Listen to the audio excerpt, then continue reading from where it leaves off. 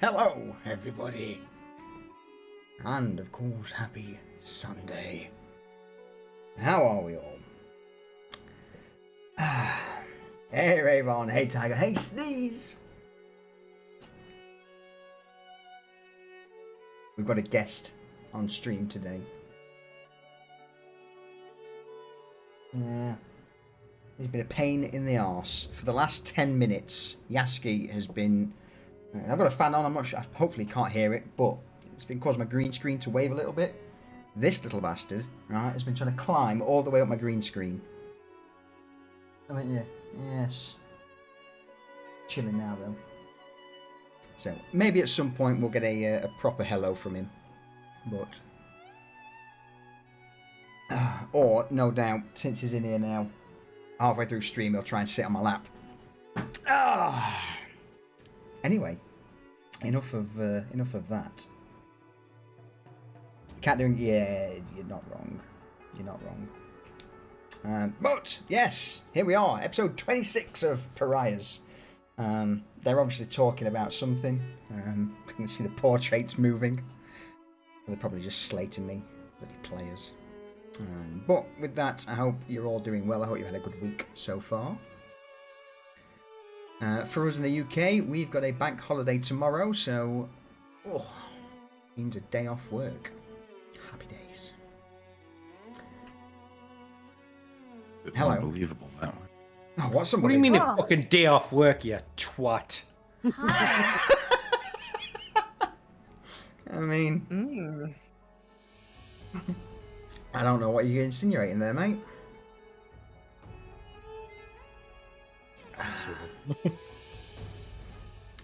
Motherfucking go to work in his pants at 3 o'clock in the afternoon. Knee. Oh no, knee stream. Knee stream, that's it. That's me banned on Twitch now. Yes. Alright. I'll bring that music down, and in here somewhere I should have that. We got some stuff and some things. Yeah. I'll sit back for a moment. Cypher. Yeah. What happened last week on Pariahs? Stuff and things. I have a whiskey. What do you want? Go away. Okay. Anyway, so last week, Garrett dropped some hot information about having a sister. So that was cool. The ever enigmatic Garrett fucking dropping some lore for you.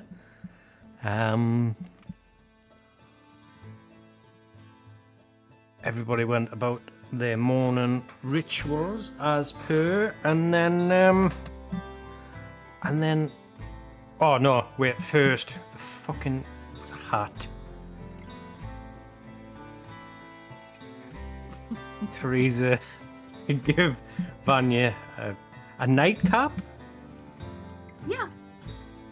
She's calling it a nightcap. It's something horrific, but yes. Yeah. As a smelly, stinking gift. It was a gift, though. I guess. It's working. She's changing. Yeah. All according to Vanya's experiment. So yeah, that happened. Crazy. But then it was decided that Vanya, disguised as her alter ego, Gertrude Bucket, amazing name, very wild, would go finally get a chance to go into the Coinflow district, and she had Santa's little evil helper, husband, as a chaperone. Not a chaperone. That's mainly a chaperone. Yeah. But to keep an eye on her and help her. Because it turns out he's a lot stronger than what he looks. As Fargo found out.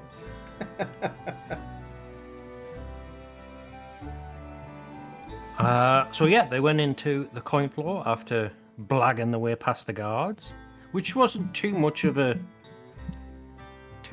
issue. All the paperwork was in order, or appeared to be so. And Gertrude's costume was flawless, I guess. Accent and all. How'd you sound? Hello there. I don't know, is that right? Close enough, I reckon. She's hot stuff, though. Yeah, apparently. Yeah. Fucking Solutions just... I can hear a fight starting in the background. So if I dash off, give me a second. Okay. I thought there was going to be a fight on your lap for a second there.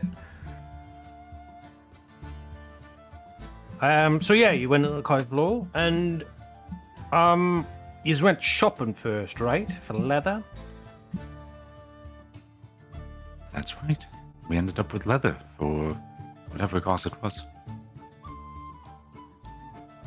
Had a tale of unsavory gentlemen who were trying to deprive us of a coin, and then we found Miss Vanya's esteemed colleague who had not been heard from. And shall never be heard from again. James. Poor James.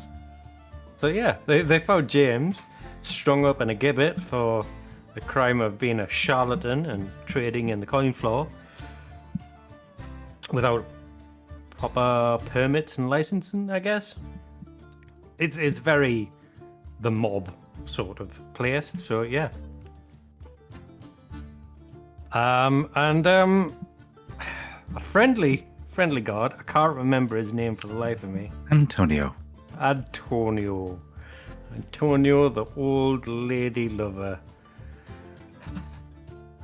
Who said he's going to be so disappointed if he ever finds out.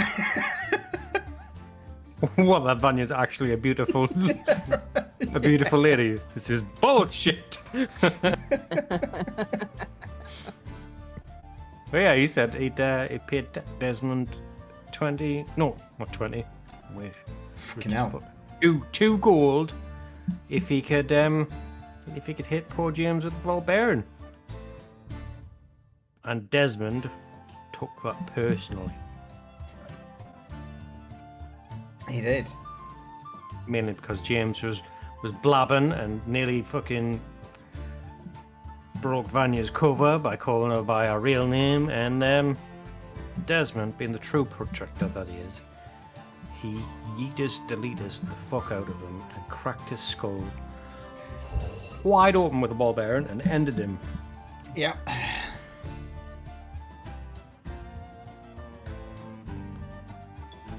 I believe. No, and then they were leaving. And yeah, Vanya fucking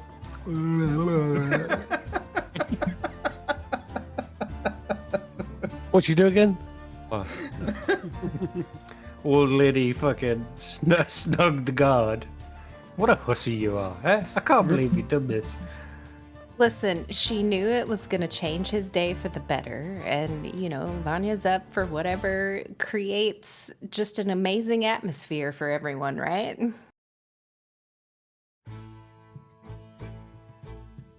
I mean, Gertrude is too.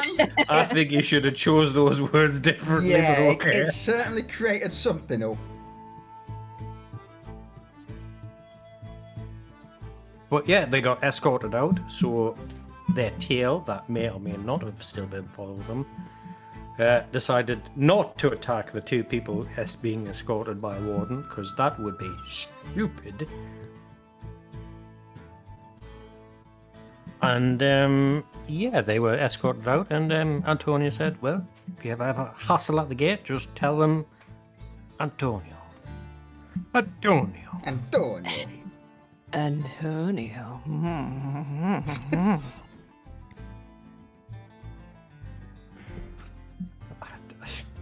We need a vomit, man. Where's the vomit? Yeah. It's in there somewhere. You guys are gonna need that if she goes back. Cheers, mate. Cheers, Scott. Yeah. There we go. Enough of that, you thirsty nanny.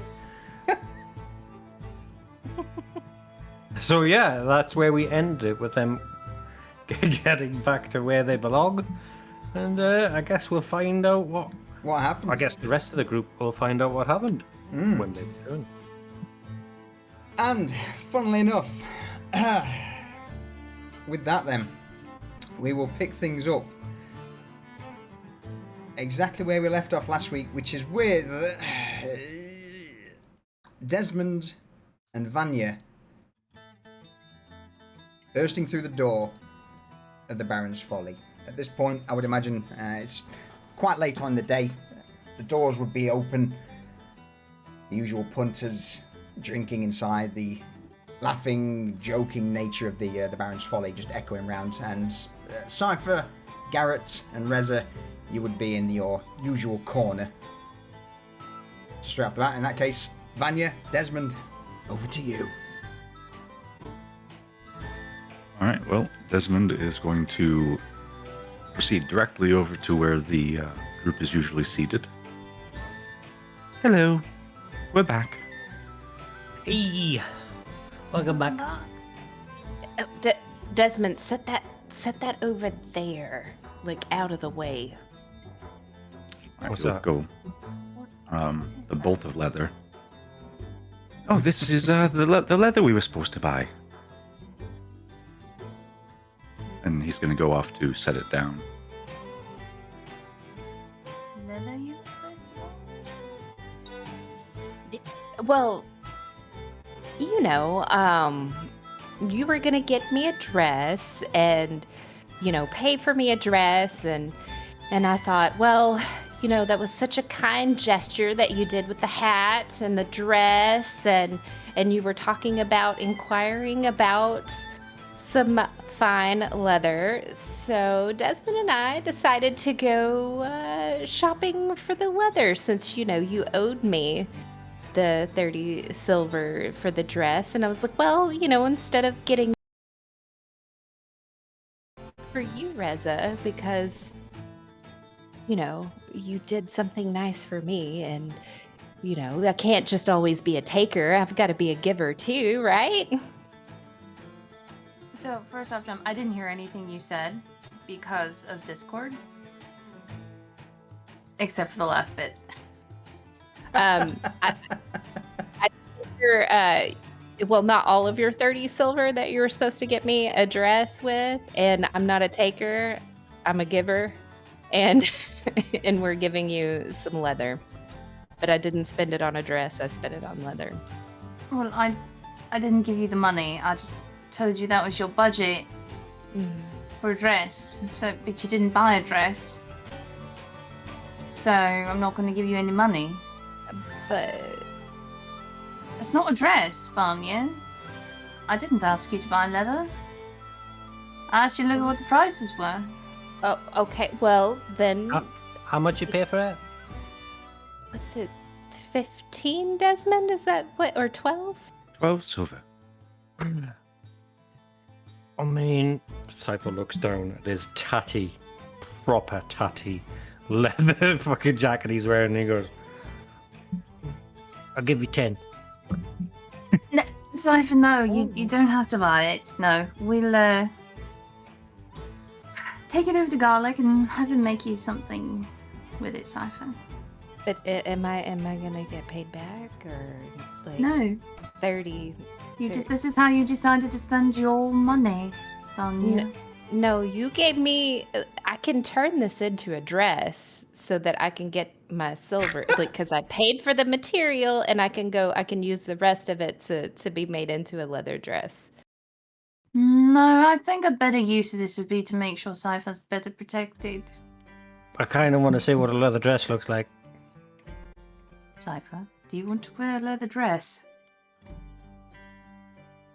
Gonna be hot. Maybe. But you can have Garnet make whatever you want, but I think you are due for an upgrade. How much leather's there? It's not a 10-foot by 10-foot. It was supposed to be like a 5 by a little bit more than that, enough to make like one like really good piece of leather equipment to wrap around on the torso, maybe with some scraps. Oh, okay. Okay. All right. So I'm not getting the 30 silver now. Is that right? No, he only paid 12. Cypher What? gives us 6. He gives Desmond 6. Oh. Oh, well, And then he Desmond picks up the will- leather and walks away. Okay. Well, Desmond's going to hand the remaining coins to Vanya because he didn't spend any of his own money. No, Desmond, you keep that because you carried that and you helped me. Rosa Alright, holds then. out her hand. No. Well, And Vanya turns to sit down. I think I'm owed some compensation for how trying this has been on my patience. No. We still got work to do, Reza. And is Garrett seated there with everyone else? Garrett is sitting there rolling his eyes. Okay, Desmond is going to quickly kind of come over, and he's going to put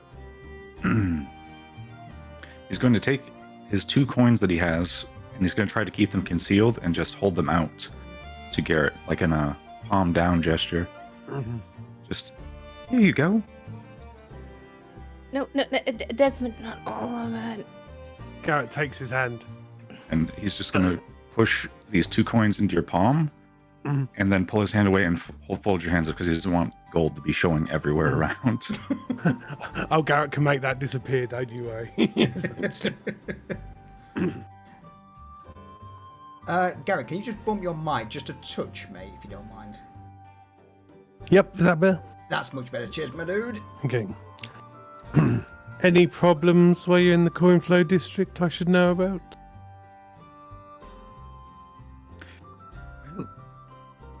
One second. Well, it seems that the merchant that we bartered with may have some unsavory characters around his shop, and we were followed for a bit. It also seems that the what is it, Vanya? The police or merchant guards, like special guards? No, I think it was just a regular guard. Well, there were guards who were wearing a set of scales as an icon, walking around, and it seems that they enforce a bit of their own justice over there. Yes, Desmond. I'm sorry. I was thinking about Antonio. Oh, I thought you. Well, at least you aren't thinking about James. Speaking of James, Garrett, whenever we aren't around other eyes with what was given to you, we need to discuss that because I am now down someone and I have made some sacrifices myself with Antonio. I have and no I believe idea that I get what a you're percentage. talking about. This is not working out. Go ahead, Desmond. Go ahead. Well, that is the. Unfortunately, it's a one-time return on her contributions, but that is the contribution. So, did we find your associate? Yes. Desmond, do you... Oh, James. Desmond, you go ahead. I can't even utter the words right now. He's in a better place. What, a different place in the city? A more affluent area? I think you might refer to it as the Great Beyond. Oh. No longer with us, shall we say? Dead. Well, I the don't- man. I don't know why we're using so many euphemisms. If he's dead, just say he's dead. I can't.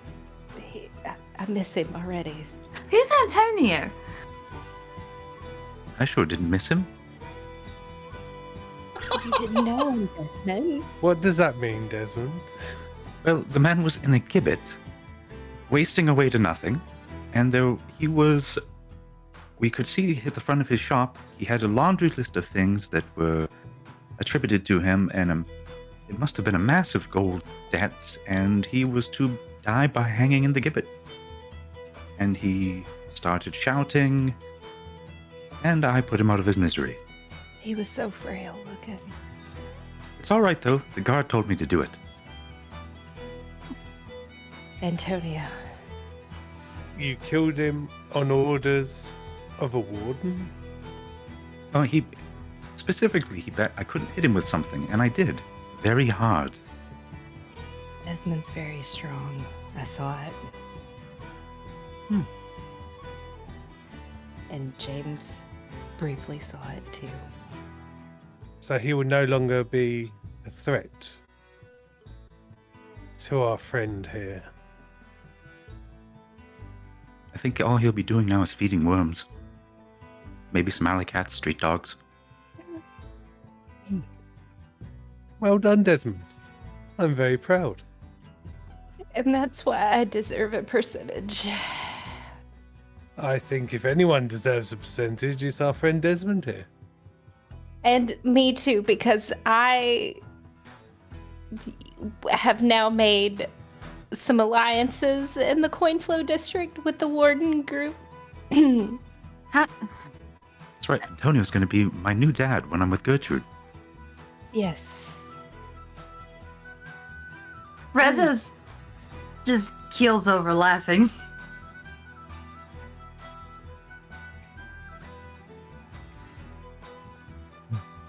Garrett's trying to stifle a big smile.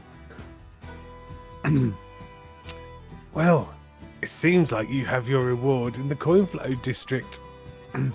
If you'll excuse me. And Garrett gets up and heads towards the bar.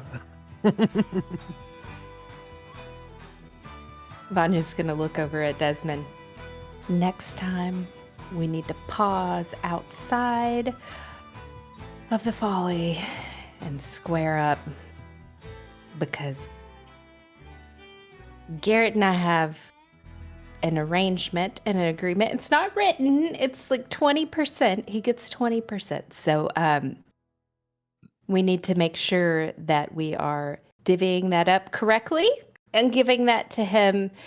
But Vanya, Because I can still taste Antonio. what you can taste it, don't you? What the hell happened? What did you do? Garrett, you're missing the good part. Come back. No. He, well, okay, so remember when Desmond was saying that we were being followed, right? As it has happened in the Coinflow district, yes. Yes, and you know, Desmond, you have to give it to him. He's pretty smart. He's strong. He's smart. You know, we weren't going to get anything taken from us, but just as a precautionary, you know, we don't know what these unsavory characters were up to. Yeah, okay, come on. And I was thinking, you know, it's like, well, we need to have people on our side if we're going to branch out into the Coinflow district, possibly, and why not have a warden on your side, and then also maybe an escort back so that Desmond and I weren't delayed. The word escort, Reza just like cracks up even more. Okay. So how does Not this, what you think. How does this end with you tasting somebody named Antonio? Desmond, he was I mean, do you agree with this that he was into no teeth and older ladies? I don't know. Did you get that impression when he was sticking his tongue in your throat? Yes. Yes. But you know, the positive outcome of that is you know, he was beaming from ear to ear, and like his day was completely changed, and I felt like he was skipping whenever he was taking us to the gate. So let me get this straight. James, who was running your business in the coin flip, got shut down and was going to be executed. And you made out with a guard. And Desmond made a bet with the guard that he could hit James with something. And he did. And now James is dead. And you've made out with a guard, and we have a guard who's a friend, Gertrude. I don't see how any funds that were made from this were a result of your enterprises in the city and subject to the agreement you made with Garrett. That's a completely different side hustle. yeah, but he set off of any of my side hustles, right?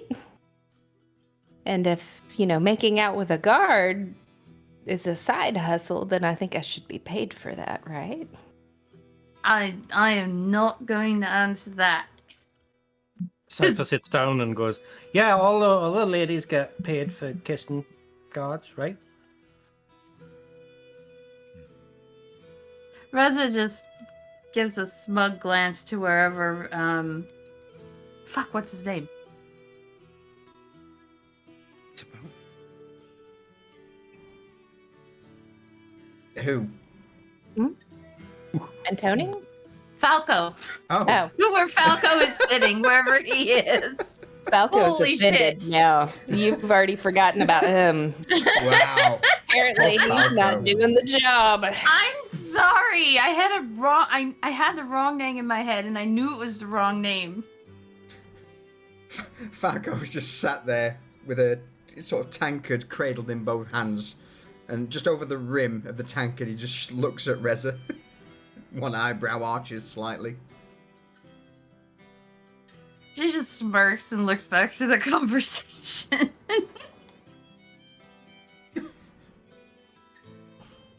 I've never been compensated for making out with a god. I'm just saying. Maybe that's something I should look into. I mean, if it's for the betterment of what we're trying to achieve, right? Like, how is your discretions doing that? Maybe you should be paid. Maybe we should both go to Garrett and ask for every time that we...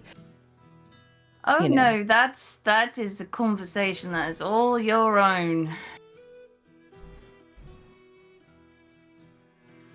Yeah, I probably should have had that conversation beforehand. I'm gonna have to, wiggle that into my agreement. Desmond's eyes are going to flick side to side. He's like, yes, I don't think that this is a brothel. No, it's No. not. It's not a brothel. I'm not doing those things, Desmond. Like, I don't think that is what I'm doing by definition. Oh, well, I just thought that you were saying that it was because of that particular point. I don't think I fully understand. You know, these things, I don't really pay much mind to them. Gertrude is a one guard lady. Like, I don't plan on, other wardens. Gertrude doesn't, I don't think. I mean, unless we need it. I think I need a drink, and Reza gets up and goes to the bar.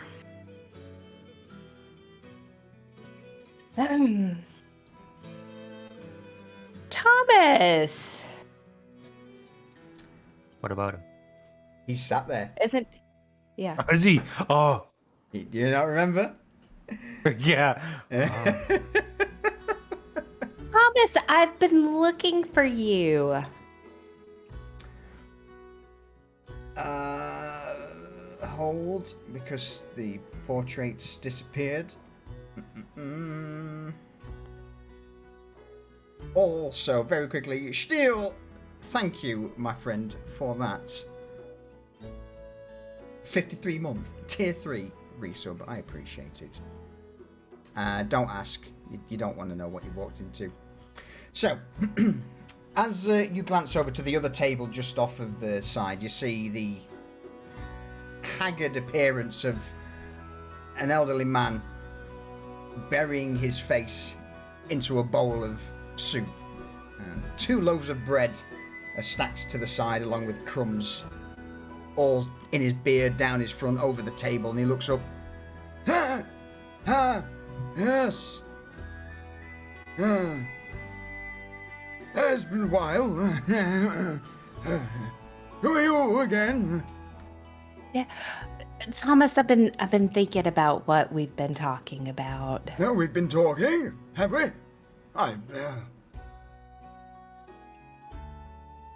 Thomas.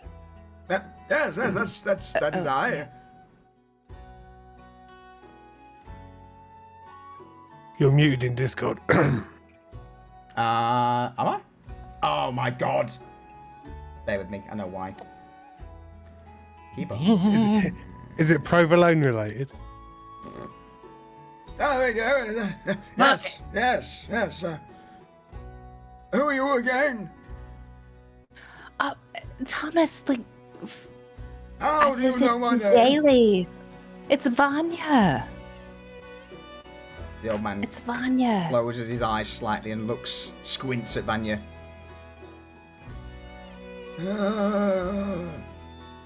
You look like a floozy. No. No, I'm Vanya, not Gertrude. I remember I gave you like some silver. We've been talking, and like every day I come and visit you, except for like this last week. Do you? I don't remember a thing. Well, so it's disheartening.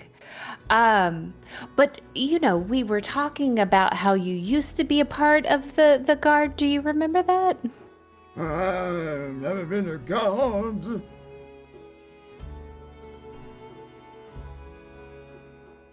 She looks over to Garrett, who's, I guess, are you at the bar, Garrett?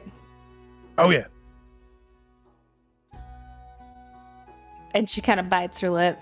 She's like, well, so, Are you you a know, I was god? thinking, no, I'm not. But, you know, I was thinking, you know, if you want to make change, you know, the best way to go about that is Oh, you're here to to give me some become change. part of the guard.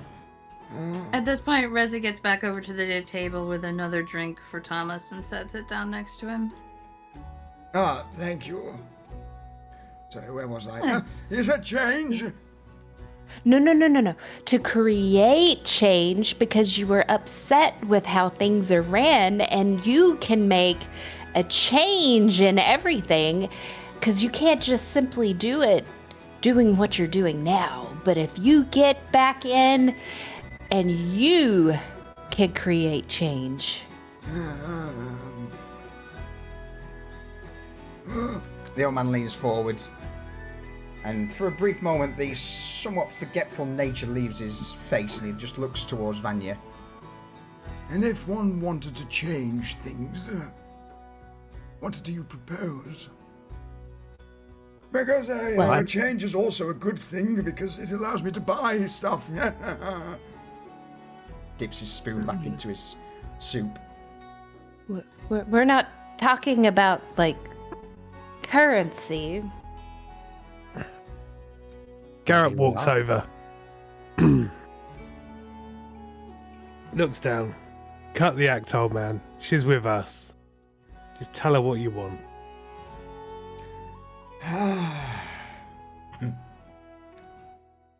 He shuffles in his chair, sits straight, almost leaning back against the wall behind him as he looks and slowly nods his head. All right. Though I must say it's been somewhat entertaining. trying to lead this one astray. You have no idea. I was enjoying myself, Gary. How could What? you? What? What? He's not as doddery as he looks. This has been an act the entire time, or like? Could you You- really not tell? You, my dear, have been bringing me coin and food for the last week. With this little charade of yours, why ruin a good thing, eh? Well, For a better thing. touched my heart. Like, you know, I felt for your story. Felt you could do good. She's a little gullible. We're working on it, Thomas.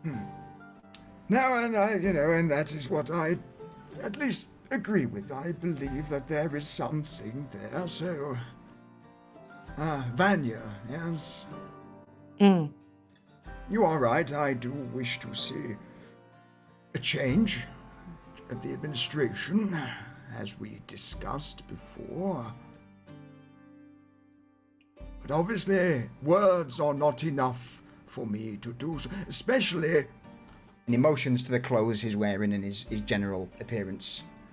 The change I want will not come from words alone.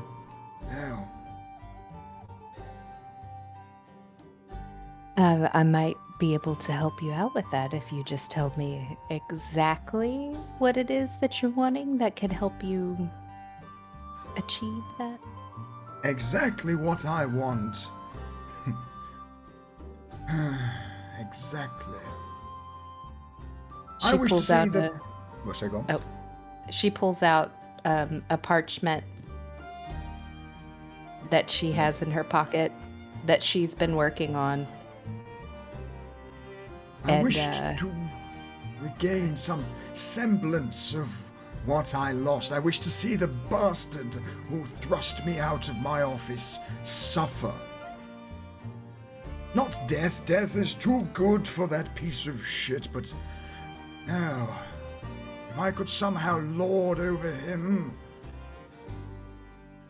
As the lower streets administrator... Yes. That is what I wish for. And in return, if we were to make that happen for you, you would be indebted to us with spreading change and positivity within the administration. He And leans she forward, winks at Garrett. takes the spoon from out of the soup and points it towards Vanya. The spoon gets roughly about an inch or two away from Vanya's nose. If you can get me back into that position of power, and that scum-sucking amoeba beneath me, well, then I would certainly owe you a lot now, wouldn't I? Yes. Would you be willing to agree to this on paper if I write out our terms of agreement? If it gets that piece of shit out of his position and me back in mine, I will give you whatever you wish. If you want a signature, that's fine. If you want a hand, a finger, a toe. As long as you can see it done, then I will be willing to part with anything. Well, almost anything. I'm not completely... And he takes the spoon away from Vanya's nose and just sort of points it down. Yeah, not everything. I mean, I'm not into appendages. I don't think. But let me draft something and work with my team, and I will get you something in writing, and we'll discuss a little bit further. Okay. I mean, I'm more than happy with that. And he begins to shovel up several mouthfuls of soup as he glances around, first towards Reza and then Garrett. Inquisitive eyebrow arched. Anything else you two want? Not from me. You go ahead and enjoy your meal and drink, and we'll I don't know. She looks over at Garrett. Head up to your room.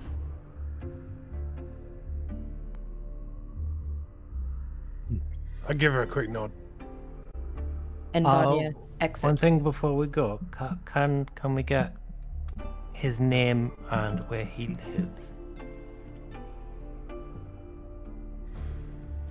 The old man looks up from his soup. The name of who? The person that you want to lord over.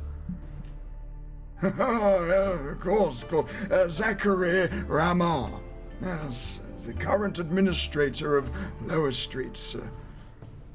He's about 6 feet tall, maybe just a little over. Quite a wiry fellow. Long blonde hair, I would say mid to late 30s. Doesn't seem to age. He's always had this smug expression just plastered across his face. Piece of shit. Well, shit.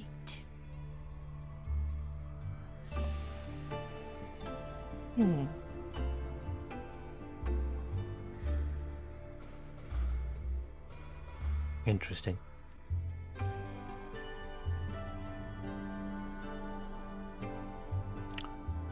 So, give us a few minutes, finish your meal. By all means, have another drink on me.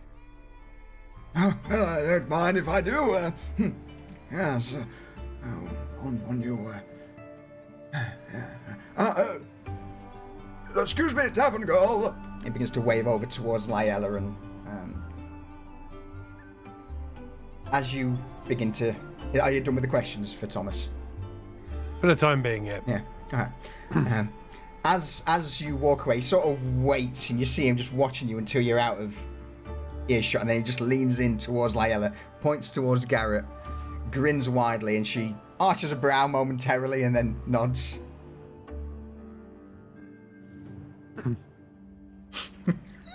I make eye contact with Lyella before I go upstairs and just hold up 3 fingers to indicate the 3rd shelf down. Shit! You bastard. I know your game, sir.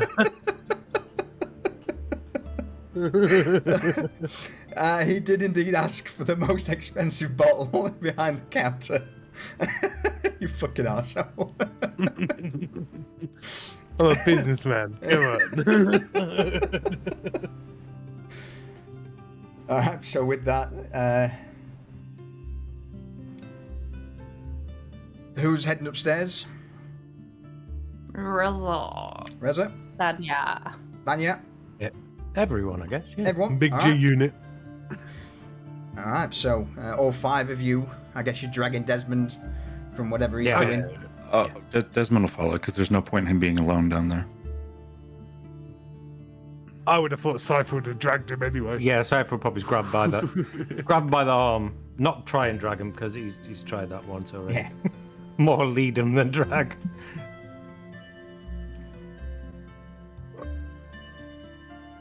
Alright. So, as you ascend up the stairwell, eventually into the long corridor, the first floor of the Baron's Folly, and eventually make your way into Garrett's room.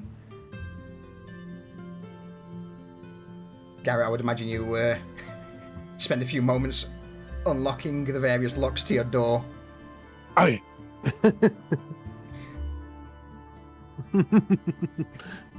There's a click, and then I reach my hand under something, and the side blade comes out and flicks something further than you can reach.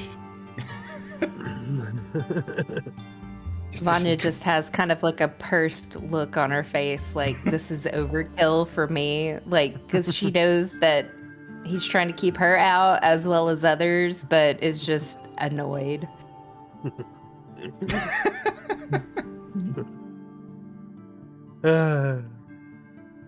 All the time, with his face pointed towards the door. Garrett's got a big old grin on his face. Do enter, my friends.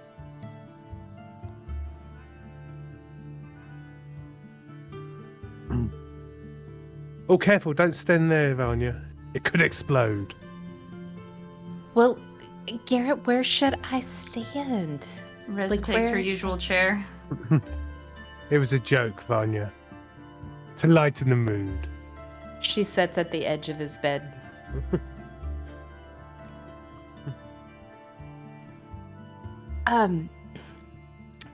Garrett, so he has a lot of requests, you know, and it's gonna take some coaxing to the higher ups to hire him in that position, which I think we could do with, you know, whatever their desire is, with some contracts to get him hired. But do you think maybe we need to make him a little younger? Or sorry, I've just got so many things going through my head. What's your thoughts? Keep it simple. Vanya, Hmm.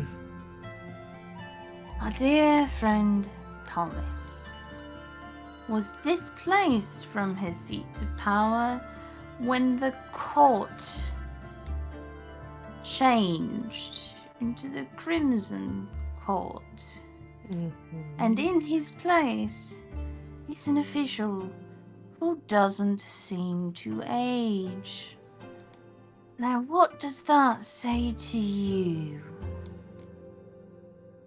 That kind of sounds like you. Are you saying that we need to turn him into a vampire to get his position back? Oh dear.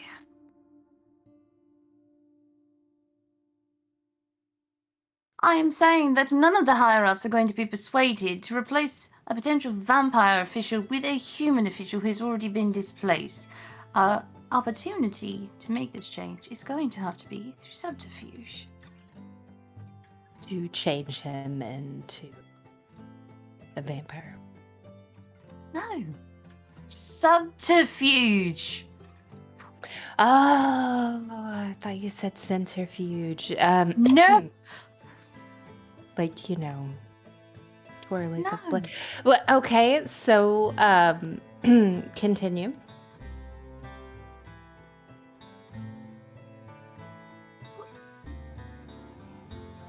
Garrett, help.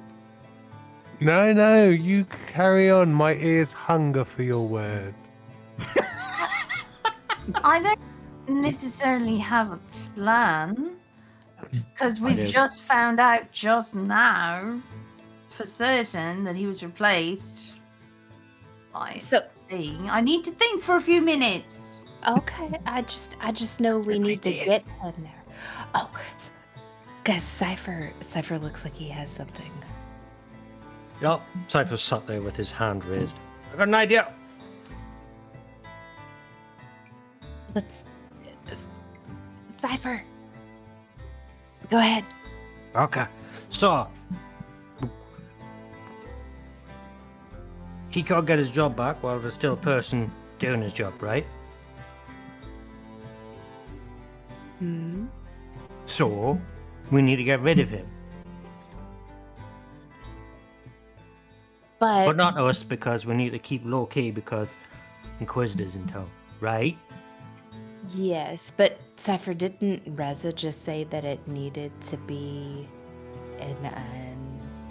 someone like her in that position that they would only trust? Well, not if the person that they put in that position is no longer trusted. What if they took him out of that position? Don't we already have dirt on him? Didn't Thomas already tell us something? Or was that somebody else? I can't remember. He did say that he was sleeping about, but I hardly think that's... I mean, most of the quarters too probably I doubt that's going to be it. It sounds like you have an idea, Cypher. I do. And it kind of solves two problems. So So the Inquisitor's kind of here because of the stuff we've been doing, right? Probably. Probably. So finding us would be bad. But if we could point the finger at somebody else, say a local administrator, right? And I don't know if we had some damning evidence, and he puts his hand on Garrett's desk and shifts some of the paperwork and tomes that have been collected from underneath, right? And they would, we start a little rumor, rumor spreads in cities. And that Inquisitor's going to hear. Yeah, right. Yes. Right. How do we And plant that? Like, how does somebody get that into his possession? I don't know. It's like I could be anyone, and Cypher starts waving his hand in front of his face, and every time it passes, he's somebody fucking different. Johnson.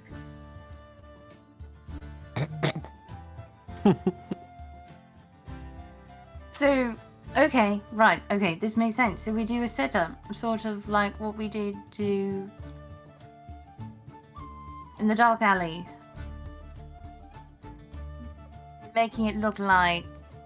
You mean what we did to Morgan? Yes. Morgan But- died. But different... a different outcome. Not necessarily that method. Esmond, Morgan's no longer with us, by the way. Kind of like James. I don't think I ever knew a Morgan.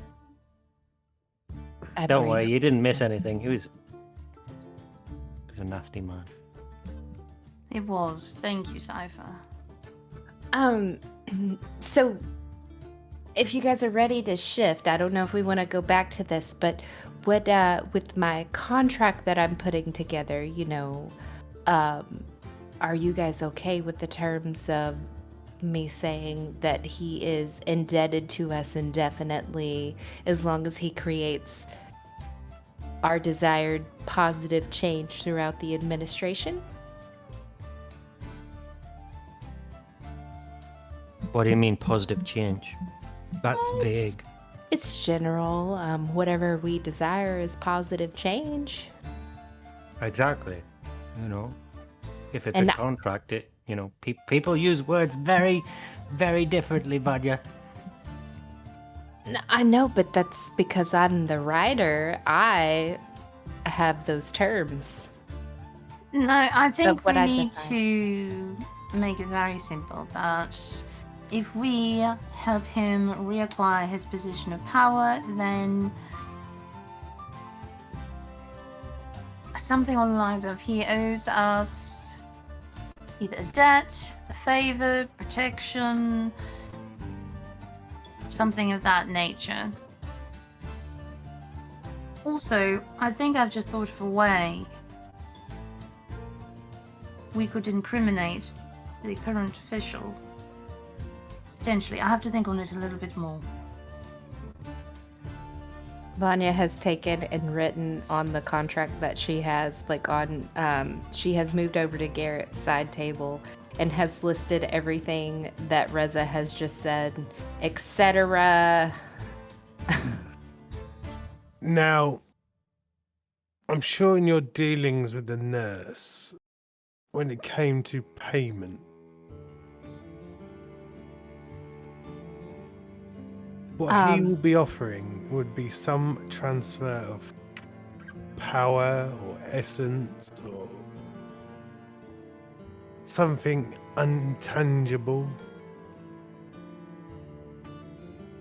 Well, that's what she's written in her contracts. Yeah, something like that. So what sort of thing does she put on her contract?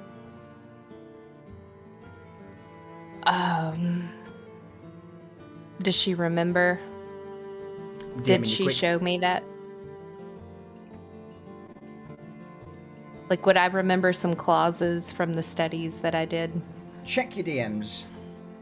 Ooh.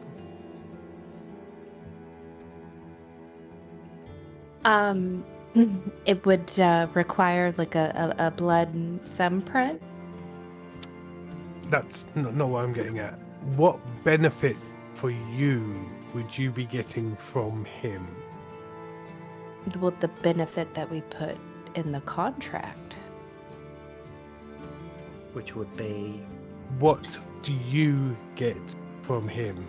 Because you're doing this for power, I presume. For positivity. To change the world. That's why I'm No, doing no. this. What are you personally getting? Is it going to be a way of healing yourself should you fall? Is it going to be to strengthen something? Using part of his life force, say? That's a good question because I think, you're totally right. Like, if I heal myself or I strengthen myself, I can only more create positivity out in the world, right? That's immaterial. What these things, from my Vanya's knowledge, Vanya, doesn't know. That's not been broached. shit. Yep. That's not been broached yet. Oh God. But she can go back to, I think her week of, being out for, what would you call it, fall break is coming up, and that we could broach that subject.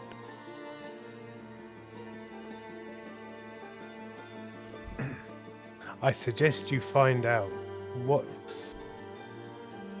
you can or cannot ask for in return, because promising this man what he wants with no recompense, you might as well just give him a gift and not a contract. Yeah, she said something about that when, in our studies, but, specifically what I can and cannot ask, I don't know. And that would be good to ask because I can get a little creative, So I can run that idea by the nurse for sure in the morning. Okay, so in order to take this official down, something incriminating will need to be found in his possession, right? Yeah. Something about something that the people in power don't want anyone to look into, even one of their own. Right? Like the city below. Yeah, like all of the documents that we have found in our basement talking about the city below. I wonder what they would think if they found one of their officials in possession of those documents. I wonder if they might think he was trying to undermine their power or destroy them. I mean, yeah, but we might need something tying him more to them, Probably. Maybe some fake documents. Oh, like maybe something that could be forged, implicating that there is a plot afoot. Maybe. Feel like we knew somebody who could forge documents. Desmond, do you know somebody that can forge documents? I haven't the slightest idea of anyone who could do that. And Reza looked up to Garrett as she was saying that. I know somebody, but it's probably gonna cost you. It cost me 20%. And she looks at Garrett. Garrett's just sitting there with a very innocent expression, almost oblivious to the conversation that's going on around him.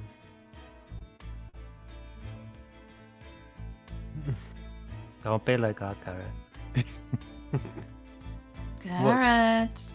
Okay, I'm going to need some form of writing belonging to this man before I can forge it. Okay.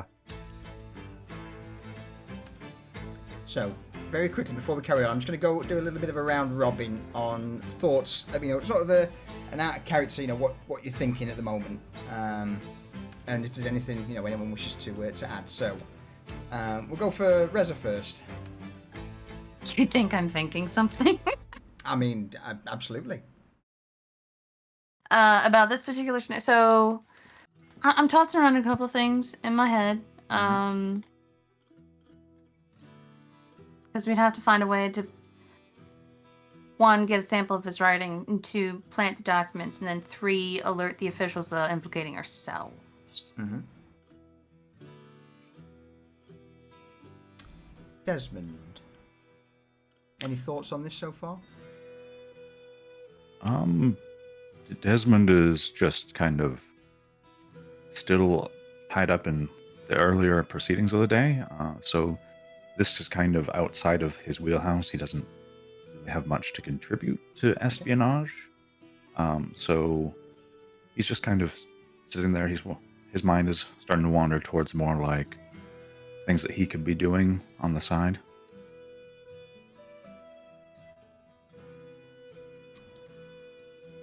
Vanya. So Vanya is remembering like all of the conversations around Reza and thinking about like, because she knows that Reza has said that this individual is a vampire, so she's thinking, do we need to put somebody up as bait? How do we get them? How do we get closer to this individual to be able to do this? Who's gonna sacrifice themselves if they're hungry? Congrats. And then I can already see you raising your hand. and she's also, kind of thinking through the contract and what are some things that, that she would be willing, like based upon what Garrett was saying, but also, thinking, okay, well, we need that writing, but in her mind is that somebody needs to sacrifice to sacrifice themselves. Okay. That's it for Vanya. Garrett? Well, Garrett's sitting here now within two minds of how to go with this, because he's had dealings with hags before.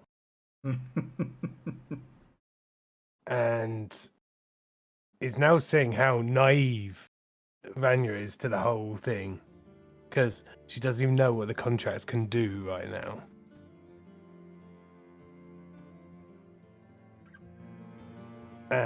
In respect to forgery, that's a simple matter for him. He can make up anything he wants that will tie the books to a underground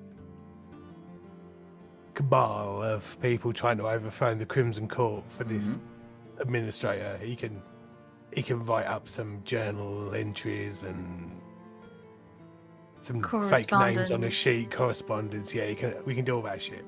Yeah. So that part isn't a problem, and we've got Saifu who can change his face, me who has a disguise, and the rest of the group that can change their appearances in different ways. Desmond, who for all intention purposes looks like a child, and not many people pay attention to children running through the city. We can use all of that to our advantage to drop a note to the Inquisitor once we know where he is. And finding where the Inquisitor is won't be a problem because there are enormous mountains of people. Yeah. And word spreads. An Astartes looking chap is walking through lower streets. Yeah. they would certainly make a ruckus. Yeah. So Garrett's got all this running around his head at the moment. Okay. Last but not least, then Cypher. Anything you want to add? Just so everyone's on the same page.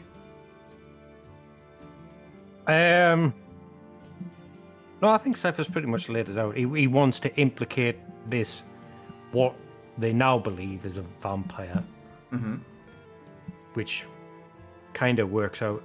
It's two birds, one stone, because it'll cheer up Reza if a vampire is getting done in by his own kind. Yeah.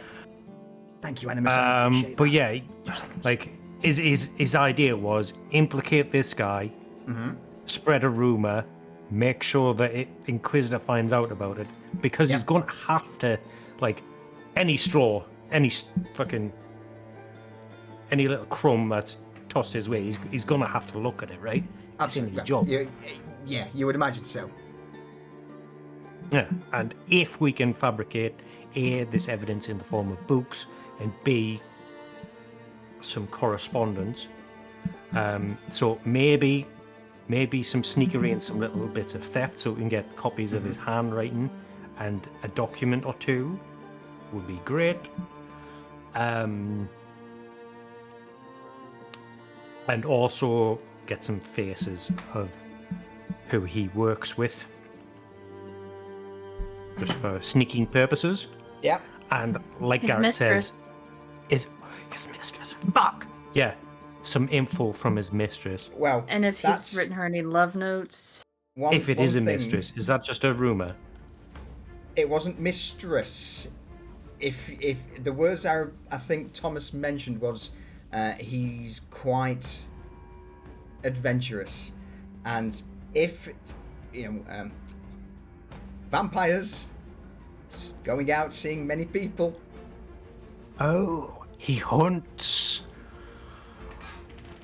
Shit, what if we catch him? I mean, that's not what I was trying to sort of angle you towards, but I mean, what if we follow him, find out his look, because he's going to have favourite places to hunt, right? You're asking the wrong person. Shit. Or talk to Thomas So- again. No. Yeah, you've got to, talk amongst yourselves. So in that case, since you're sort of now breaching a bit of a thing, let's say that this idea is now sparked in your head, Simon. So we'll bring it back in to the meeting in Garrett's room.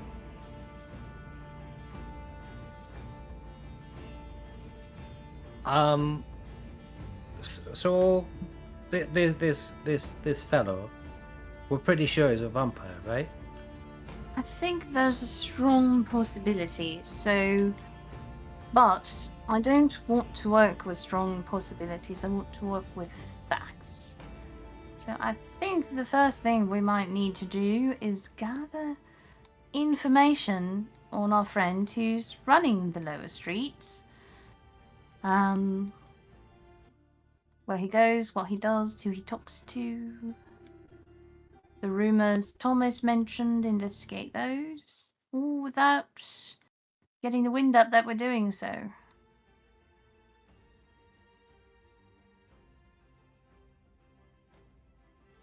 I mean, yeah. So we'll some legwork at least. Mm-hmm. So what would this is a question for the DM. What would an administrator of lower streets be responsible for? Pretty much.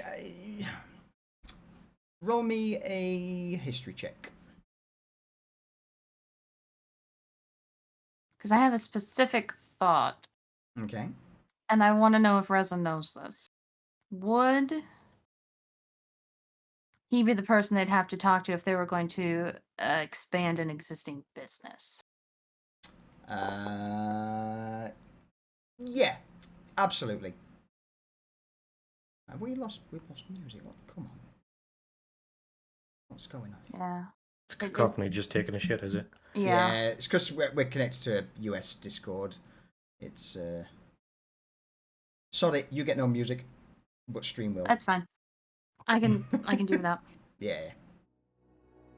So Reza's Okay. got this very thoughtful look on her face, and she says, if, for example, the lot of us wanted to take up residence in our new rooms below, and perhaps make the Varens Folly into a hotel, as well, with the rooms up here, why, that would be a change to our business model. We might have to talk to an official or two about that, make sure we've got the proper, licensing in place, everything like that, you know, that could get us in the door to talk to the administrator. My only worry about that is putting the Baron's Folly name on a piece of paper that could be dug up by an inquisitor. That is fair. What about Vanya looks up. Gertrude opening a business in the coin flow? Would he be an administrator No. over the Why coin would the flow? lower streets administrator have anything to do with the coin flow district? He's not an administrator in the coin flow. No. How I about was gonna honor James with it. how about someone from out of town looking to buy a business? What kind of business? What don't we have around here?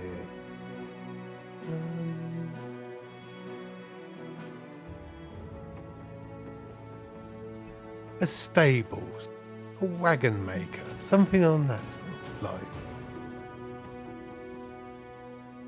Something that could be found in the shopping area of lower streets.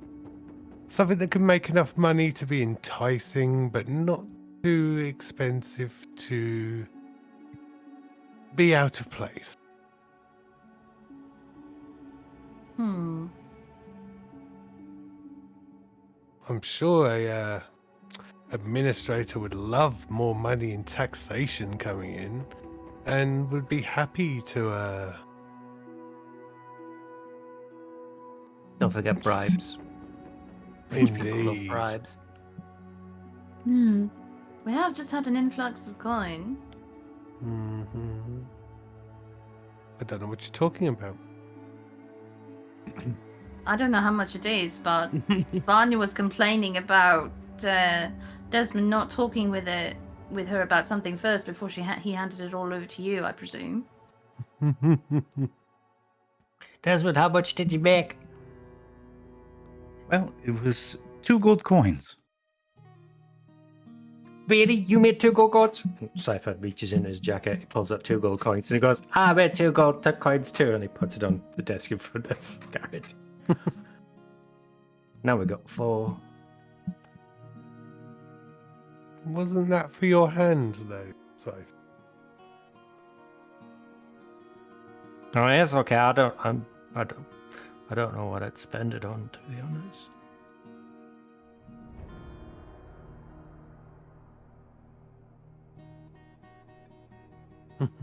And I kind of want a little pony on a cart. Can we buy a pony on a cart? We weren't really going to get. But then again, maybe some form of transport might be useful in the future. Yeah, maybe Vanya could use it to go into the coin floor, bring stuff back and forward, back and forward. Sadly, Vanya's lost power. She will be but a moment. Son of a bit. Should we go for a beverage while she... Yeah, you know what? I think that's not a bad shout. We shall call a very quick BRB there for a refill and toilet break. Right.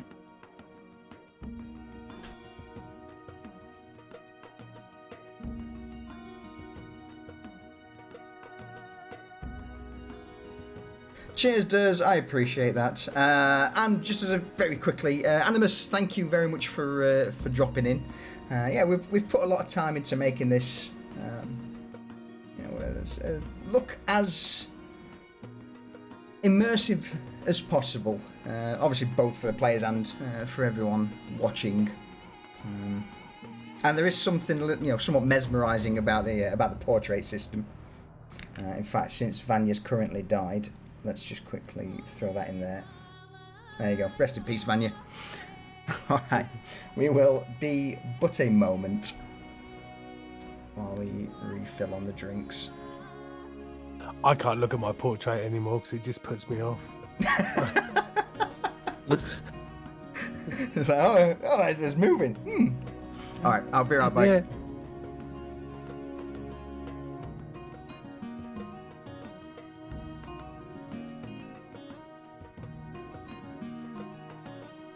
It's like a magpie with a shiny thing. It's like, ooh, look at that.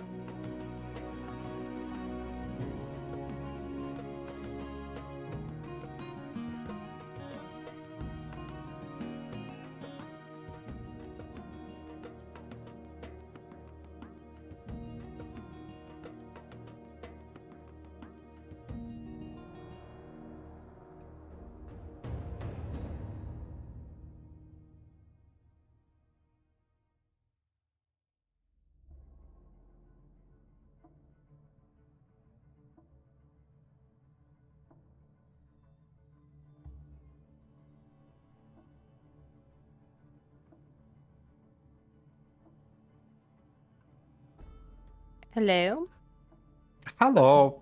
Yay, sorry about that. That's all good.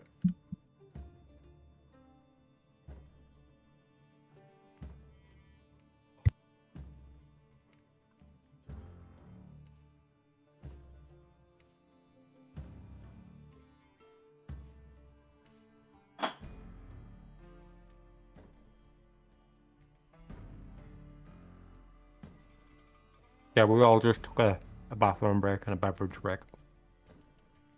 And a food break. What I you got pickled eating? onions. Oh, I want a pickled onion now. Well, it's good. Is Solution back yet? I need him to kick me out of the game. No. Get back. I thought you'd never ask. Let's do it. Wow. Bring Manu back in. All right. Kick player. There we go. Kick me. Thou hast been kicked, young wench. Thou return unto the folly.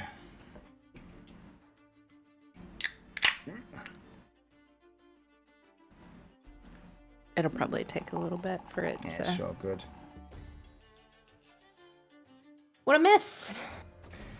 You missed everything. It's the party wipe. Dragon flew in, tore the roof off the Baron's Folly. Then a huge vampire war kicked off. And yeah, We all everyone's- leveled up. You didn't. Yeah, everyone's level 20. Did at least Garrett die so that I can clean his pockets of that 2 gold? No, he ascended to godhood. And he's now just a deity. Damn it. He's the only god of the world now. And, you know, Desmond turned into a 30-foot tall war machine. He's a Always Gundam. knew he could. He's a kraken. Or at least a kraken. Or at least that. All right, fair enough. I shall do just that. Cheers. I got you, bro. Oh, it's not Pirate's Grog, but. To the it'll do truth. as In a mixer. pinch. Yeah. All right. Have we all returned? I believe so. I never left. Desmond, you good? I'm returned. Good. Reza? We don't need Reza. Fucking non. Who? Oh, poor vampire. Okay. So, with that then, it seems you've got a bit of an idea for a plan for not only getting Thomas back into his administrative role, but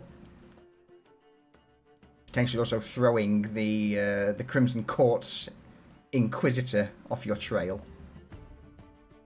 I mean, and somebody else under the bus.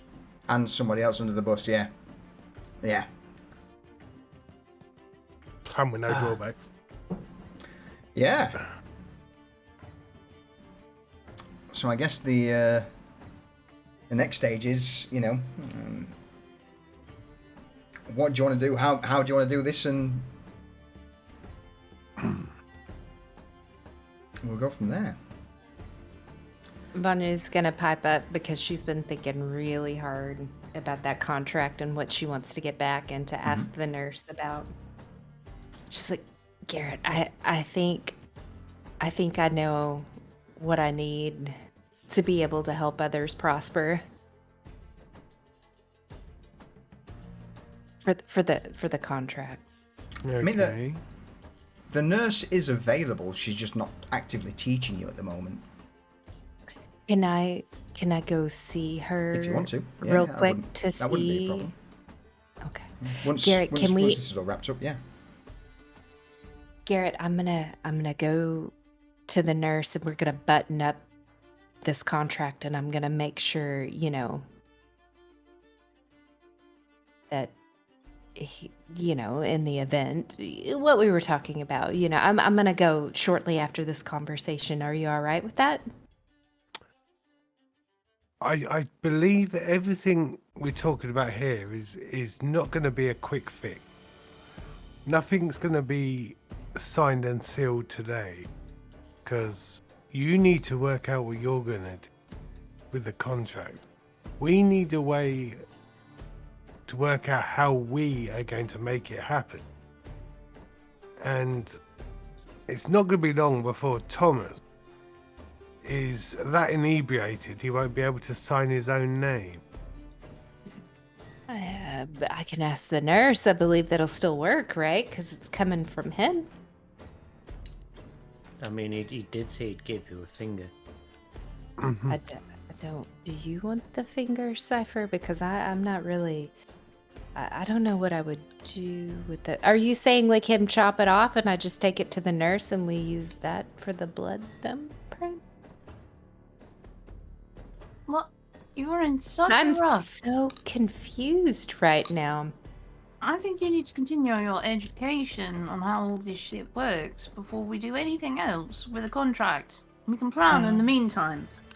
What we know now is the man downstairs is primed to take your contract once you know exactly how to write it. We have a plan now to get him what he wants. Contract complete. But everything we're talking about here will take time. It's not something we can rustle up this afternoon. Yeah, that's what I was talking about. So the contract. the time it takes for you to learn what you need to make these contracts watertight,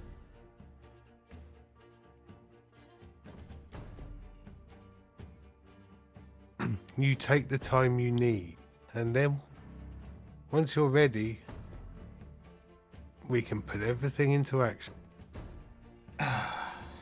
Contract magic chat. Does that mean we get to go to school together again? Yeah, we can hold hands like we did before walking, if that makes you feel safer, Cypher. Have you been lost without me this week? No, just the weirdos tried to talk to me instead of talking to you and Walker. I don't like that. Desmond, would you enjoy visiting everyone over at the society? You were with them for quite a long time. Surely you have relationships with them you'd like to maintain? Oh yes, I've just been enjoying being here. I can certainly go with them if you'd like. Well, it's not so much what I'd like, it's what you'd like. I mean, we haven't really gotten to know you very well, so if there's anything you need or want, please speak up. We're enjoying having you here, but you know. Oh, now that you mention it, I could go and see if I could make use of some of their tools. Why? What for? Well, I've been thinking of things to do with the things that I have to make a little bit better use of them. Like what? Well, it'll be a matter of seeing what I can do once I have things in hand. And also to see if the gentleman has anything left of what you've brought him. Like literally in your hand?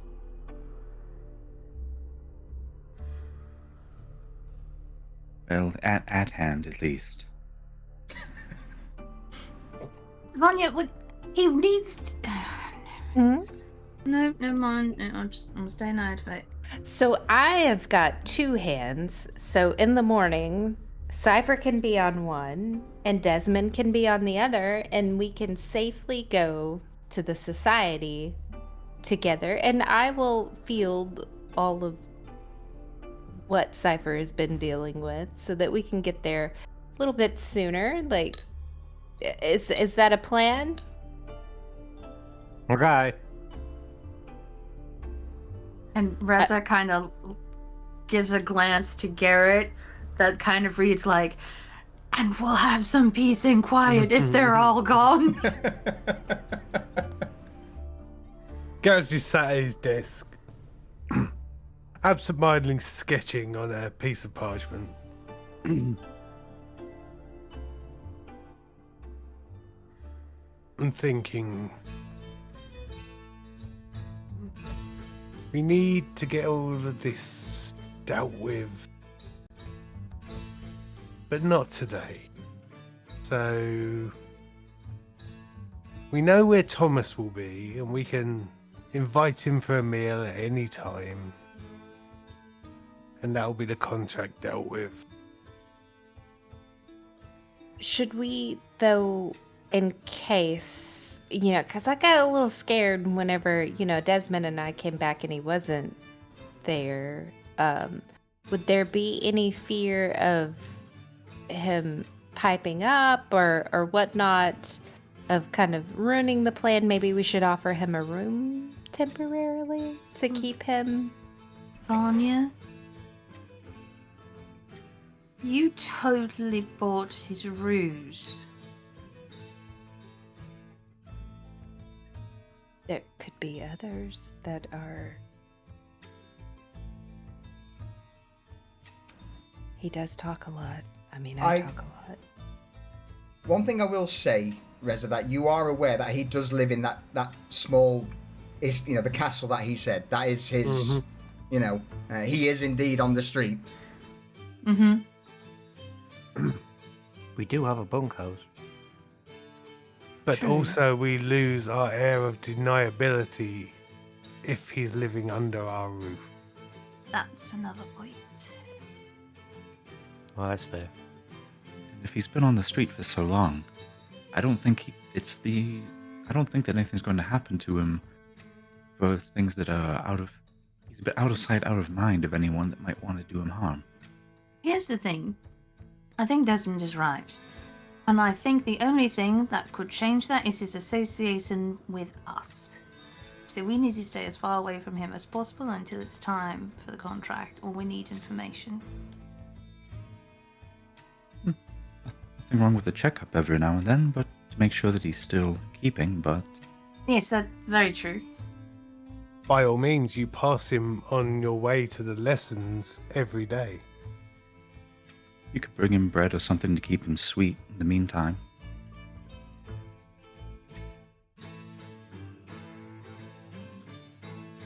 Yeah, I do think that we should probably do something like that, because if we don't, like, what keeps him from, he knows our names, so we need to bring him things like that. I mean, there's also the fear that I will cut his throat if he mentions a word about us. Oh, so you've told him that you would do that. It would I be a simple mean- thing to dump him in the canals. Yes, nobody notices a beggar disappearing. Not in Novostoya. Like James. Vanya noticed, James.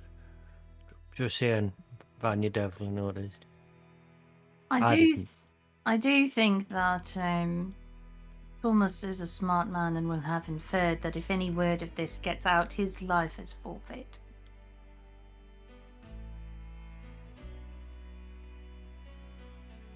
Yes, the Inquisitors are not known for their tenderness in asking questions.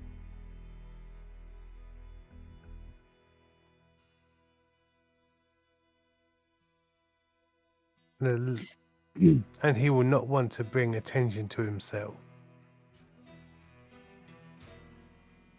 you get the impression that he, someone who was in office or, a privileged position for many years and then has been living on the streets for a considerable amount of time. He's not an idiot. Yeah, exactly. Yes. He knows how the word works and what will happen to him if he. Absolutely. Yeah. He may give off the air of being old and dottery, but you are all certainly aware that it's more of a defensive persona that he's taken on. Otherwise, again, a beggar in Nova Stoya usually you don't see many old beggars, let's put it that way. Yeah, he's a lot shrewder than he makes out to be. Absolutely, I think. Mm-hmm. Yeah. We've got his number. 118. Okay, well, I feel that you guys have. Those were just my concerns, but I feel like if we have no, concerns around that, then I'll bring in food and drink and things like that on to the society. We can do that, can't we, boys? She looks around. Okay. And that was at Desmond and Cypher because they're her boys. We can always pop by and see the Thomas as well.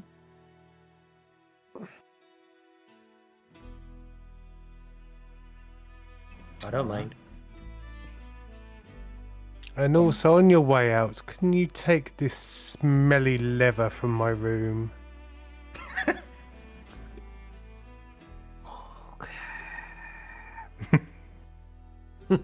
Picks up Is a it- roll of leather.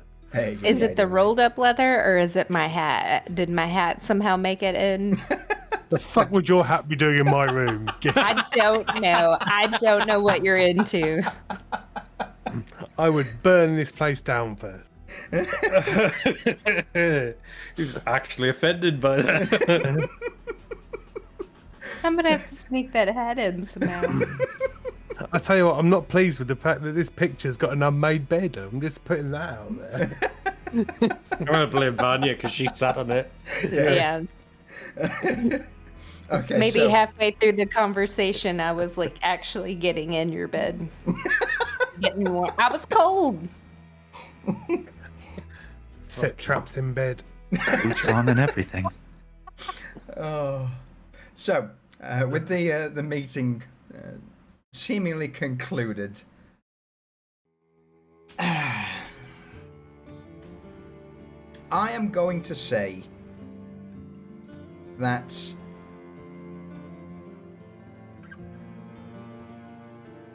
the next 3 days will be pretty much downtime of you planning, getting things in order. Obviously going to visit the society, which we'll do shortly, but I will say now, for the first time in how many sessions has it been? You can have a long Half a rest. dozen, not more. Woo! Y'all get long rest. Oh my Yes. gosh, I needed this so bad. So yeah, there's going to be 3 days worth of downtime with this long rest, but obviously that'll give you a chance to visit the society, visit Garnak the leatherworker, and any other bits and pieces that you want to do. Shit, I've got buttons to push now. Don't know.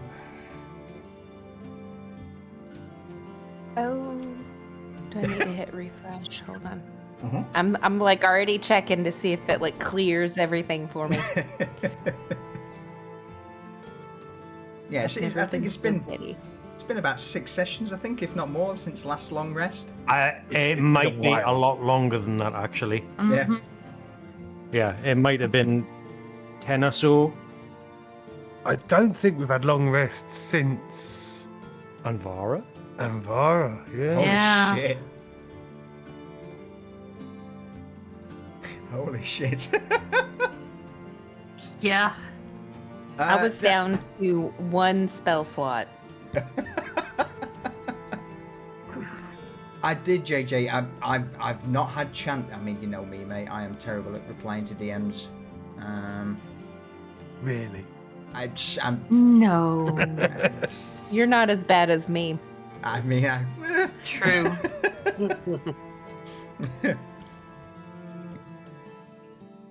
question is, JJ, is it any good? That's the main question when it comes to rum. So with that in place then, and your long rest taking effect, what are you all wanting to do on the downtime?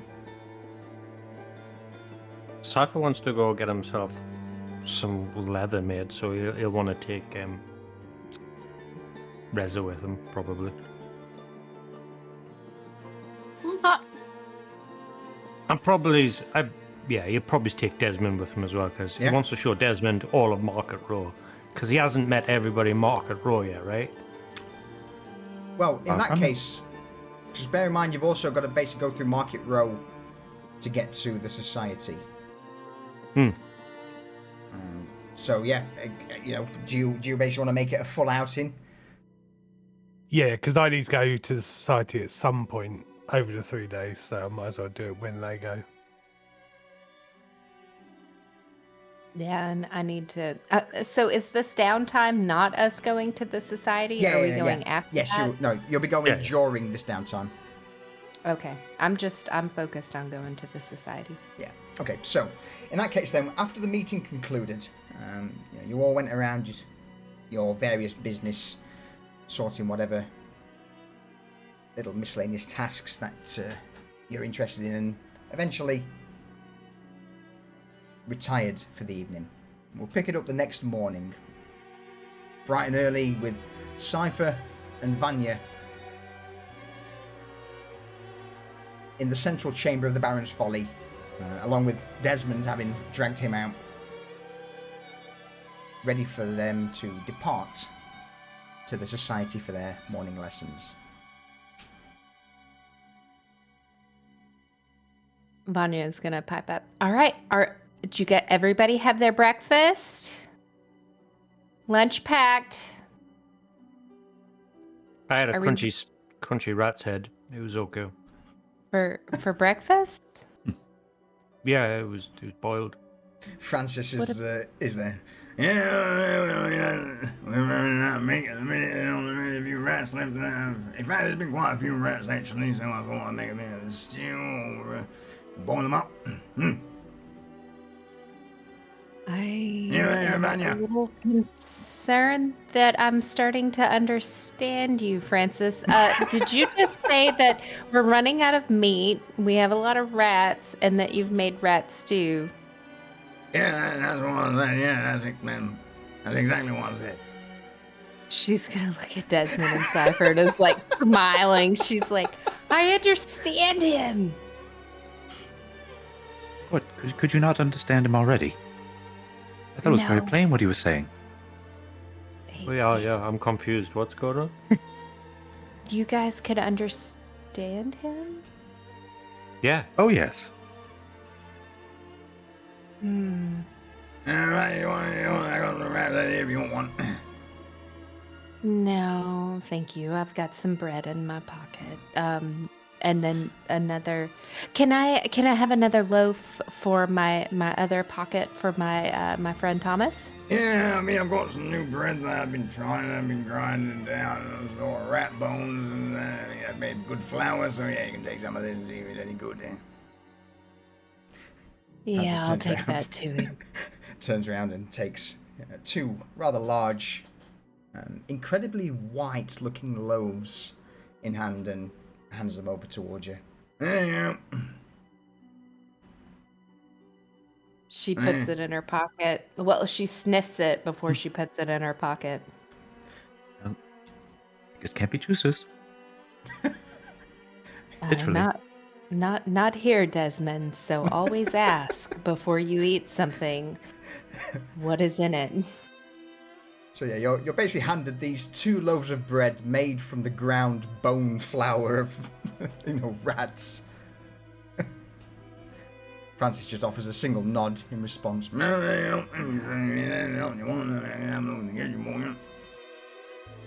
Yeah, if maybe tomorrow, like, go ahead and save a loaf for tomorrow. When No, we I'll make return. some fresh ones in the morning. Don't worry about that.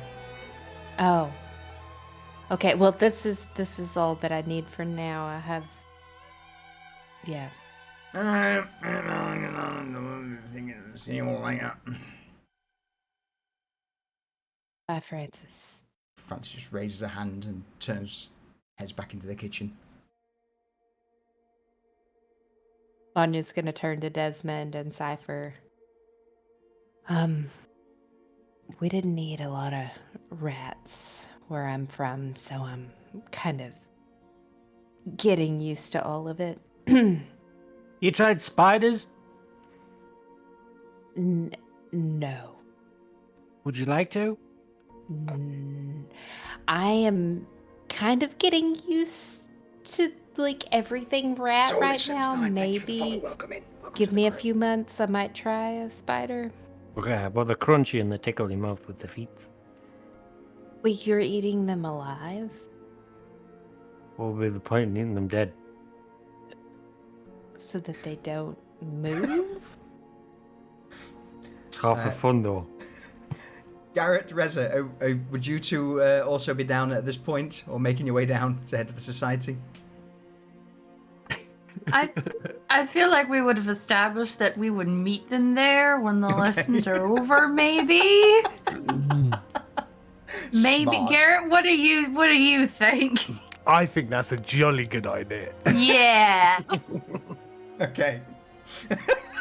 We'll do brunch, then we'll go. Yes. We'll have mimosas. Mama Okay. and Papa are going on a lunch date. So Vanya's gonna put the bread in her pocket and then put out both hands for them to hold her hands so that they can hold hands and walk to the society for Desmond and Cypher. Cypher takes a hand. Desmond will as well. The other side. Ooh, Desmond, that's a strong grip that you have. Loosen up just slightly. Desmond's just gonna do what he can, but doesn't seem on to him. So Vanya's knuckles turn to powder right now. I no longer have my left hand. Just crumpled and limp. So, having departed the Baron's Folly, you begin to make your way through lower streets. Checking in briefly on Thomas, who takes the loaves of bread with a thankful nod. You learn there's nothing new from the day before when you saw him at the Folly, and continue to proceed into Market Row. At the moment, due to time constraints, you don't dive in again, and with it being early, the vast majority of the stalls and stores in Market Row aren't open. A few of the street vendors are beginning to prep their stalls ready for the chaos of the day, but apart from the odd cart,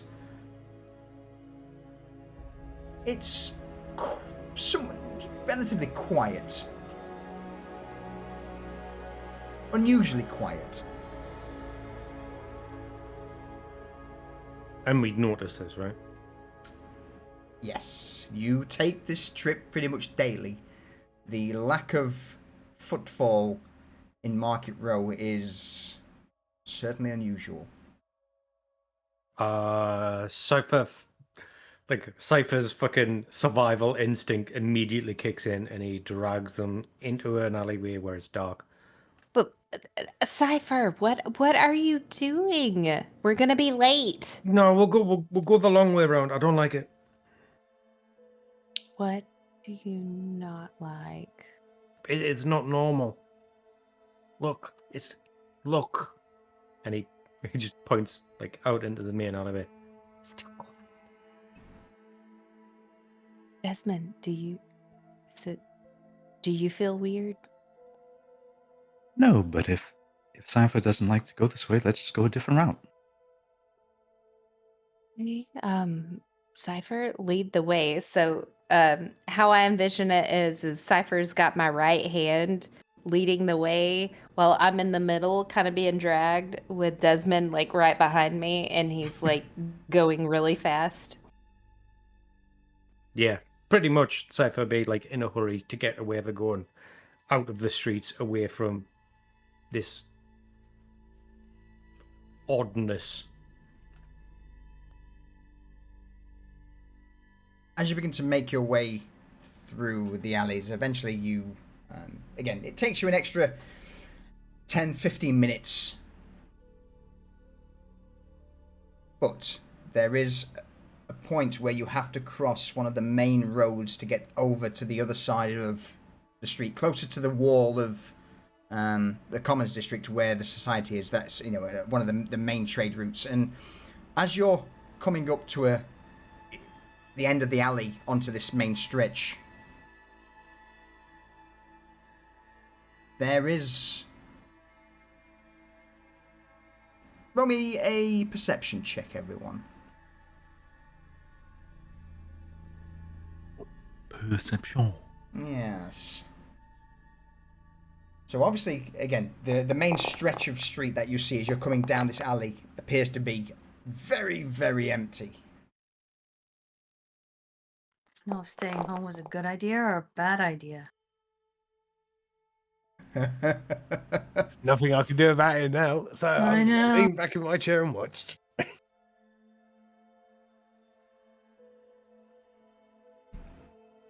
As you begin to exit the alley onto the main road, and Cypher first, followed by Vanya, both of you are just looking straight ahead at an alley on the opposite side of the street. Desmond, Yes. you see something. Bear with me.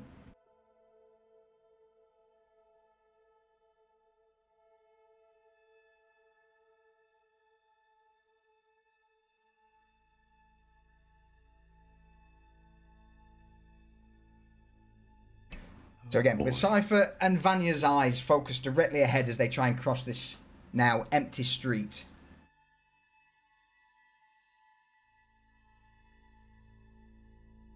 Desmond. Desmond. All right, so hurry up, go, go, go. That's Desmond's going to say that, and just over there. There's people coming. Yeah, Are you Cypher's gonna pushing shuffle us? faster. At the very It's that minimum, moment. How's it go? Go on. obviously they're coming towards us, but my goal Yes. is to get them into the other end of the alley so I can be the end caps of the alleyway in case something happens here. I need everyone And to... also, Go on. Go on. I just want to let you know, Yeah. I'm on my way to the society for this. I'm wearing my leather and like little jacket that Vanya fixed, but Okay. he does have his rattle with him. Okay. As you three break out onto the main stretch, seeing it's completely empty, just as you reach the other side of the street with Desmond hustling you forward, you just, before darting into the alley on the other side, just look to your left. And there you see a single large armored man in the middle of the road walking down, flanked by 14 wardens. And the moment Vanya and Cypher duck into the alley, this voice... You there! Halt! In the name of the court! The large man points an armored gauntlet towards Desmond.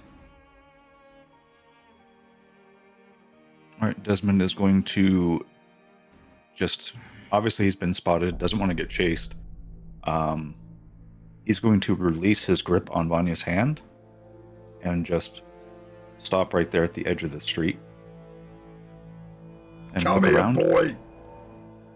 and he'll walk over that way. And Vanya is going to pull Cypher Hmm. into the shadows and hold him next to her with her hand over his mouth.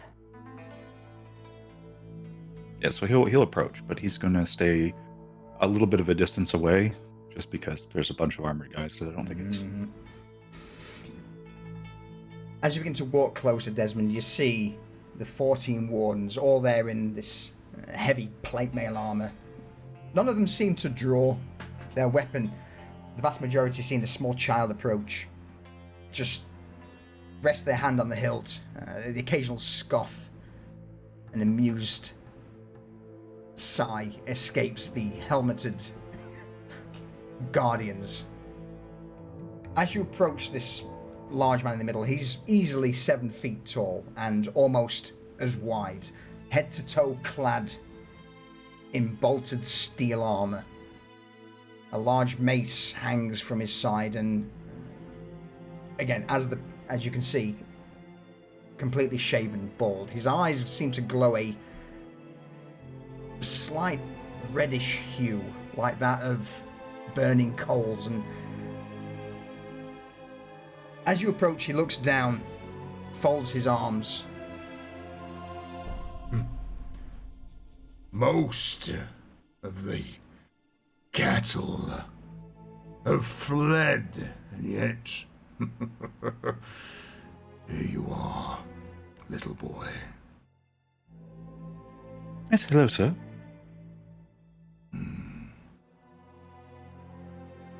I am Inquisitor Garnathor of the court. Tell me, child, why, when...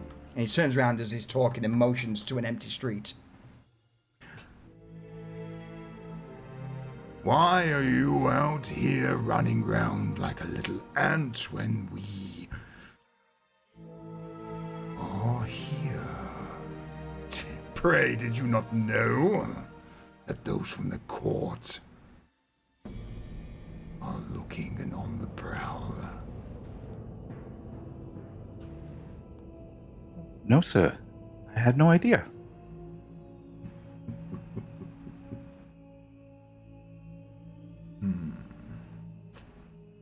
Do you live round these parts? He's going to look around a little bit. Well, I've only recently made my way out here. It's hard to tell, but somewhere near, yes, I think. You think? Well, I've gotten quite lost, otherwise I wouldn't be here. Yes. The large man just looks down at you, Desmond, and for a moment remains completely silent. Do you know of anything interesting? Fights or, well, scuffles that have happened in the district behind me from the Pikers? The Pikers? And he's gonna roll his eyes around a little bit, like trying to think. No, I don't know if I've been down to that part of the city. Did something happen?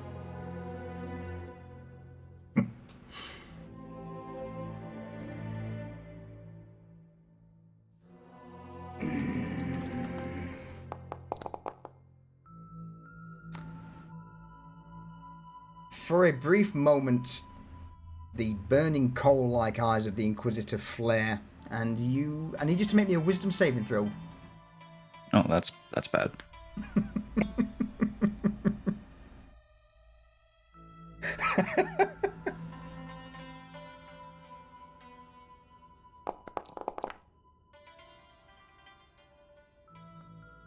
You feel this presence pushing its way into your mind, and with no way of being able to prevent it, the Inquisitor just nods. You are telling the truth, I see. Very well.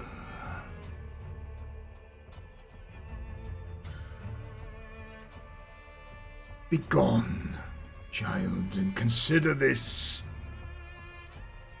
your reward for being truthful. You know nothing of which I seek, so... He says no more, and this 7, 8 foot tall armored giant of a man just begins to storm straight past you down the road towards Market Row. The wardens following him do the same. They all, again, with their hands on the hilt of their weapon, cast you a brief glance, Desmond, before walking past you in this procession. A few moments pass and they turn a corner out of sight. Okay, once they are well out of the way, Desmond will go to the alleyway where Vanya and Cypher got to. As soon as he's in the alleyway, Cypher will jump on him and give him a hug. You okay? I think so. Should be. Okay. Desmond, what did they do? What did they want? What did they do? They were asking about some kind of a scuffle in the Pica district. Like, That's you mean down further specific? along the river. He didn't give any specifics. You think he was rather interested in asking the questions. And he was okay with how you answered. Of course, you don't know. I mean, Seems that they can have some kind of magic about them too. magic. Like what kind? It's hard to Like- describe. I don't know much about magic. What they do to you? Are you okay? It seems that they can know if you're telling the truth. Vanya, roll me an Arcana check, quick.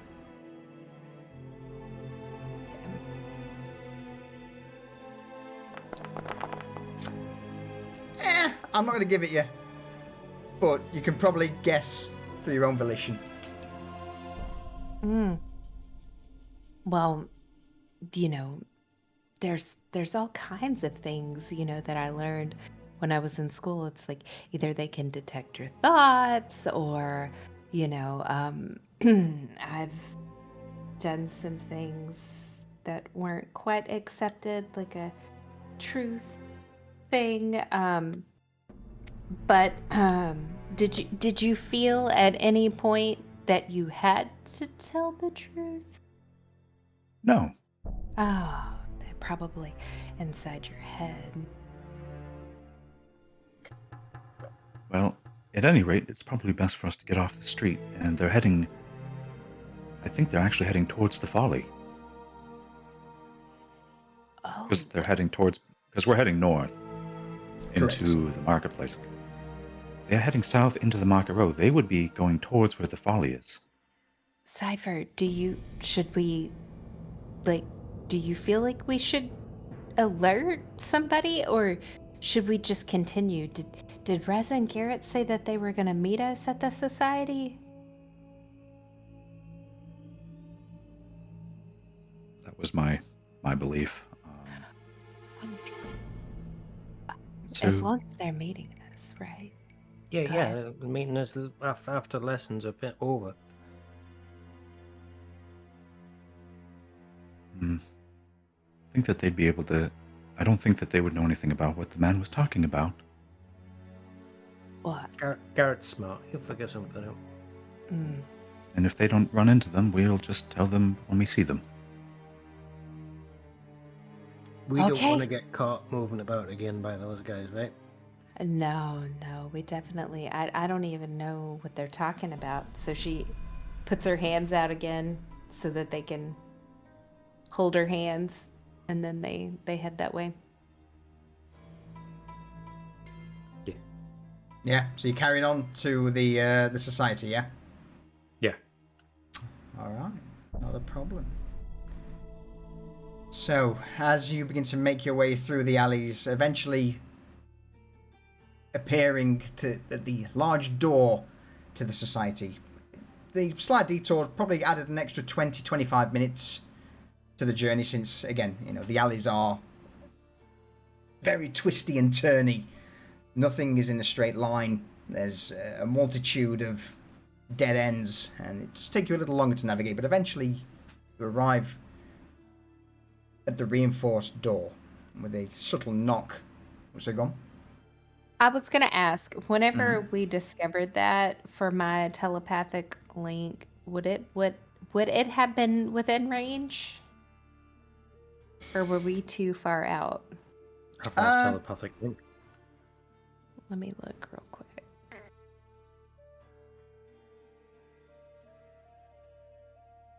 60 feet?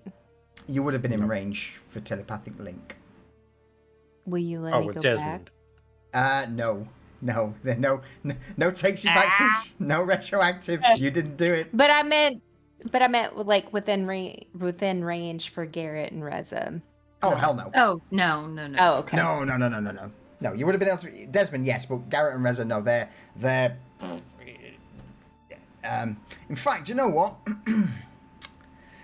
Let's do the actual measurements, shall we? So from the alleys around where you would be, which would be around here, in a straight line to the Folly, 700 feet. Okay, yeah, definitely not. All right, I apologize for asking. Worth the shot. So the one thing that I want to do on the way is because it has a little bit of time left, and I'm trying what Desmond's going to try to do is he's going to try to discern if that feeling has completely left or if it's still there, like if there's something lingering.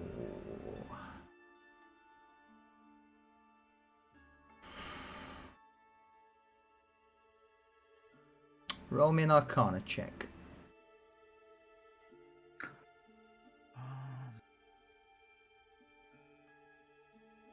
Don't have it on my list.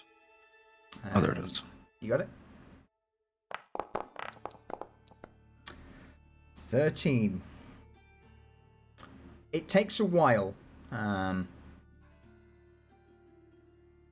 but eventually you do feel this intrusive feeling begin to fade the further away you move from the Inquisitor. So yes, by the time you get close to the society, it's completely gone. Okay. Also, very quickly before we carry on, Raoul Rabbit, thank you for the raid. Welcome in, everyone. Welcome in. How was your stream? Hope you and your players had a good time. It's good to see you. It has been a while. Okay, sorry. Go on, Desmond. Oh, that's it. He's going to stand like outside the door, and basically until he's sure that like that feeling is kind of left, he just doesn't want to get too close to the door or look at it. He's going to keep his eyes downcast. Sure. For the most of the trip at that point, looking down and just kind of following because Vanya's got his hand. All right. So eventually, as this feeling fades, the door to the society opens, where you're met with the usual smirking expression of the nurse. She looks over and bows her head slightly. Good morning, Vanya, Cypher, and my Desmond returning so soon. Well, just thought that I'd visit again. It's been a few days. Yes, it's truly has. It truly has. Come. I have the impression and the looks on your faces seems that you are trying to get away from something. He's going to keep his eyes down still, just because he's getting a little bit. He's a little bit creeped out by what happened. There was a big guy. Big guy? That's not something. Come, step inside. Quickly now. And he's going to follow the sound, but he's going to keep looking down. And he's going to say, an inquisitor. Ah. So, he is here. Didn't want to believe the words, but sadly. Oh, well. Come, step inside. Once you're in, you will be safe in these halls. Nothing the court has, nor can they try and conjure, will penetrate the barrier of this place. Quickly now. Cypher fucking basically just fucking legs it.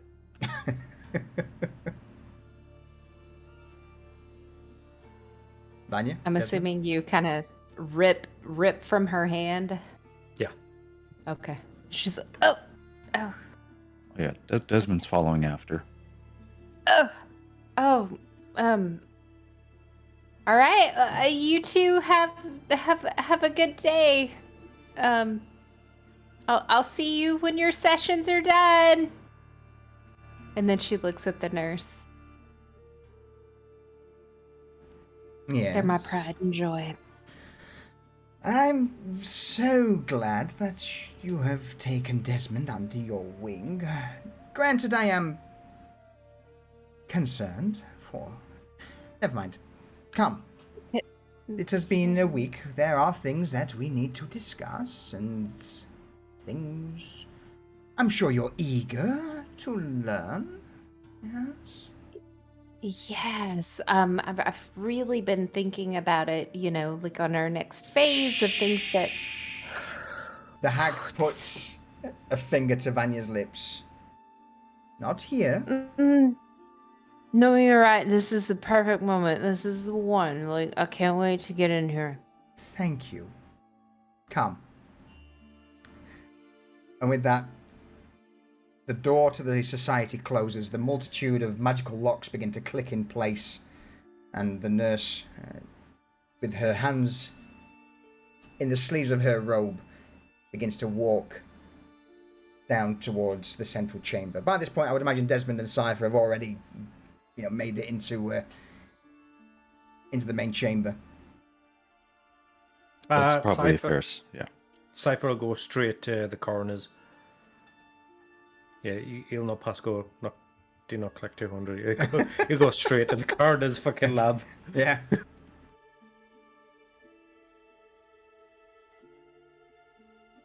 Talking about coroners, I appear to have lost the portrait. I haven't, is there? Look. Okay. Desmond, what are you up to? Are you going to go in with Cypher to the coroner, or are you have you got other plans? He's going to accompany Cypher as far as where the coroner stays, but he's not going to go in with him just because he's there for lessons, and Desmond is more concerned with.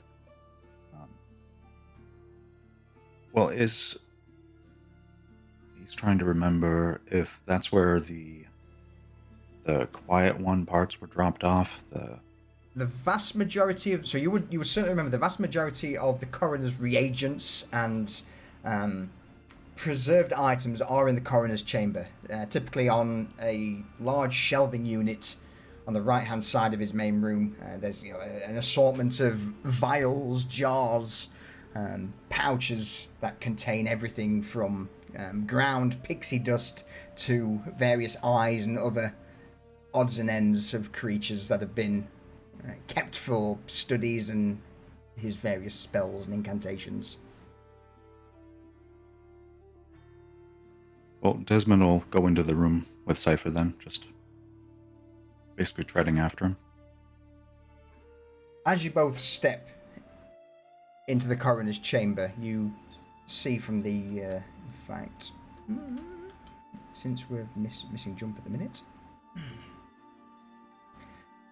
As you step into the coroner's chamber, you see him at the far end of the room, just behind the central soul obelisk, stood at his usual lectern, reading through a tome, and The Lich's eyes just raise slightly. Late. Second time. We got waylaid by an Inquisitor.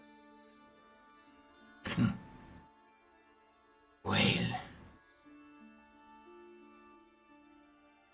The coroner looks towards Desmond, his brow arched slightly beneath the somewhat leather-like skin stretched over his skull. Desmond, this is an expression you've seen before. It's that of, really? It's true, sir. There's an Inquisitor. His name started with a G, I think. It was a lot to remember, but he stopped us. We had to go around the streets, but he still managed to see us, and he stopped me. So it's actually my fault that he's late by just a little bit.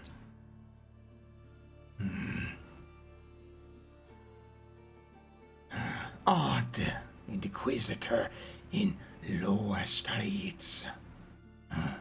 He Fine. said something about the Pica district there being a disturbance. What happens outside is none of my concern. But you, The finger points towards Cypher. lessons, tomes, begin. Understood. And he runs off to his immense stack of tomes that he's in the middle of reading. Is there anything in particular you're looking for or researching into, Cypher?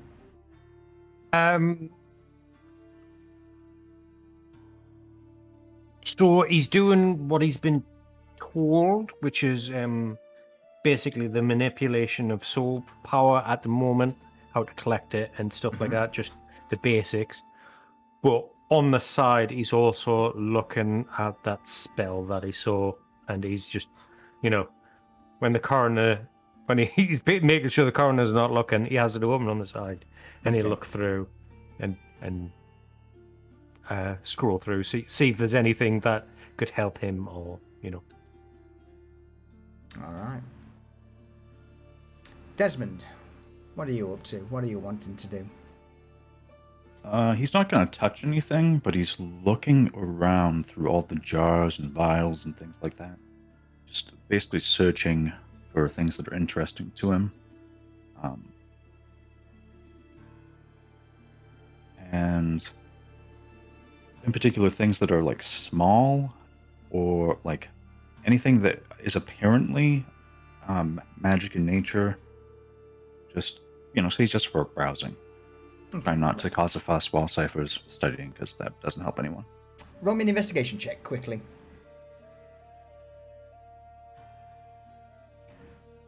So as you begin to peruse through the multitude of preserved and stored items, obviously you glance around seeing Cypher buried in his books. The coroner currently has his back to the room, stood at his lectern reading through whatever the reading through whatever it is he's doing. And as you turn your attention back to the shelf, the vast majority of things at your eye level are so covered in dust and untouched,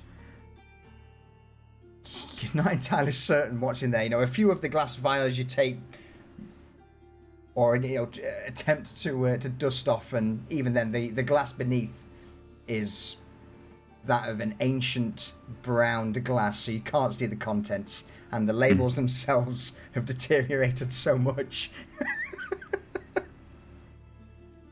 Yep. That's what Desmond's going to do while Cypher's studying, just pacing around.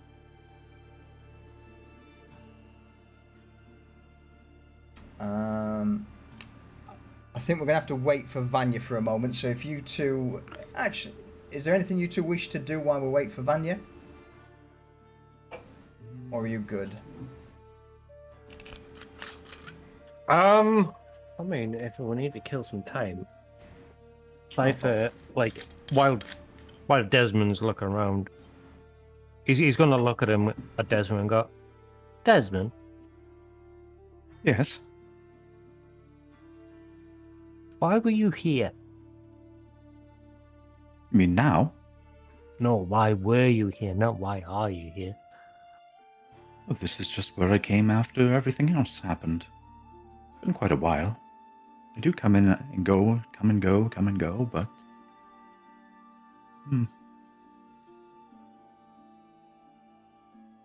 So you just ended up here?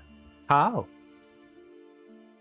Well, this is the only place that I knew of outside of mother and father's house. You got a mother and father? Well, now Miss Vanya is my mum, but I used to a long time ago. No, but like a real one? It's strange. I had a mother who I was with a lot, and then just after she passed away, I ended up coming here. Okay. Strange.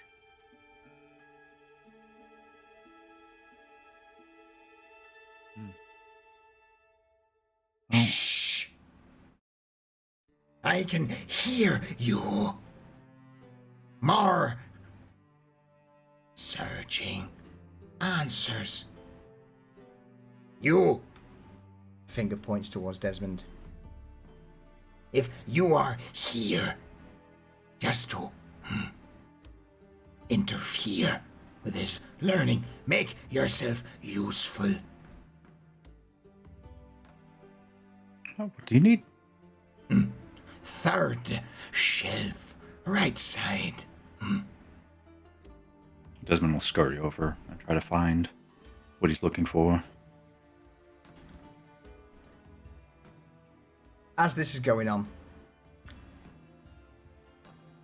in the nurse's chamber, immediately as the nurse steps into her chamber, she drops the illusion, reverting back to that of her withered hag form. Turns around to Vanya. Come in. Come in. It has been a while. There Yeah, is it definitely Much to has. discuss. So, as she sits down, she kneads her fingers together and rests her chin, her elbows on the table, and she just peers over towards Vanya. So, do tell me, what have you been up to? What have you found? What have you learned? What do you know? I am lacking in some particular knowledge, but I am trying to create my first contract, and I'm, to the stage of writing it out and needing to know what I can and cannot do from a what how did Garrett put that? Like, what benefits me? Because I think that's got to be a section within it. Like, we talked about that, but I'm not particularly sure what is acceptable and what isn't acceptable. I have something in mind, but would like to know, I know we got to do the blood thumbprint, and they've got to sign it, but I need to learn beyond that. Very well. So I assume you have the ink required, and of course your parchment. Yes. Yes, because we'd been working on that. And she holds up her parchment, and of course it's like smelling fragrantly. It's vibrant. It's glittery. It's everything that Vanya wished that it would be. My, that is eye-catching. Presentation. Top marks. Now. And the hag begins to reach forward, places a finger on the parchment, closes her eyes for a moment, and then nods. Yes, that will suffice. So, tell me, my dear student, what is it you wish from your contractee? Okay, so my thoughts are energy. Like, I get, I am out there all the time spreading the words of positivity, and I get so tired because not only do I have my job at the Folly, I'm doing other things, my side jobs. So, when I rest, I would like to feel more energized with a rest. So basically, solution, like outside of character, she's wanting from a short rest, like anytime that like if she feeds from this, that it's no longer a short rest, that it's a long rest whenever she takes a short rest. Okay. The nurse nods. That is possible, but, well, to acquire that much vigor from someone, let us just say that there would certainly be positively dead. I could, of course, teach you that, so that you would be able to hand this out to someone, but, of course, should you draw on something,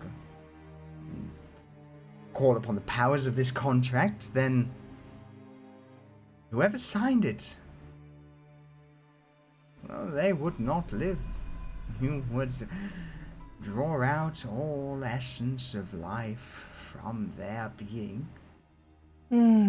So, but then how about, because I don't want to take his life per se. Could I, do it over several rests, maybe every 2 short rests without killing him? You're asking to feed your body power and longevity. That certainly requires more than the body is able to give.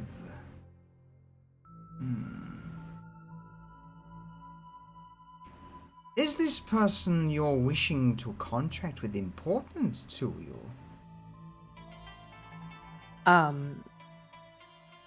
More important to probably be alive than dead, because if we could just stretch that over, several pulls, maybe he can come back from each pull, right?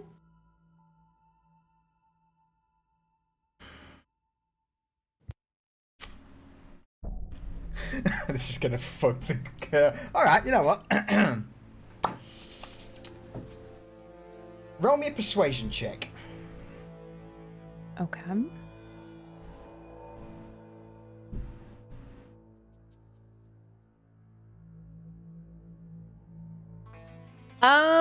She's gonna use her 1 advantage on this. Oh, okay.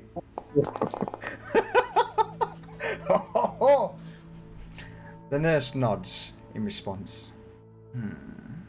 Oh, well, in that case, this is how you would write something like that. She takes the parchment and, with a flick of her wrist, a feathered quill materializes. And your ink, if you would be so kind. She hands it over. The nurse begins to write on your parchment.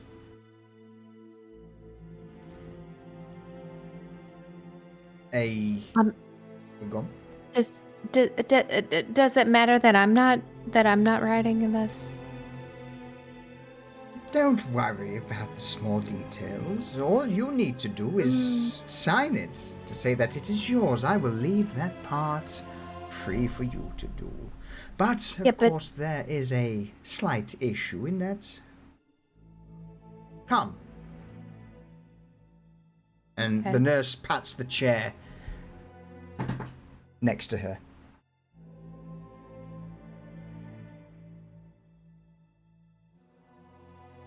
She sits down. This may give you a little headache for the remainder of the day, but it would probably be easier to do things this way, since you are amenable and wishing to write these yourself. The nurse places a single finger on your head, Vanya.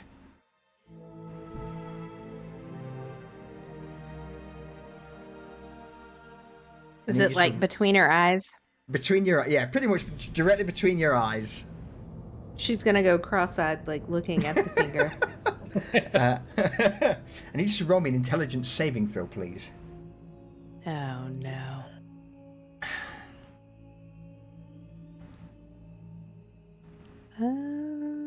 Let me find you. Okay. Okay. Vanya is not very intelligent at this point. Okay. Let's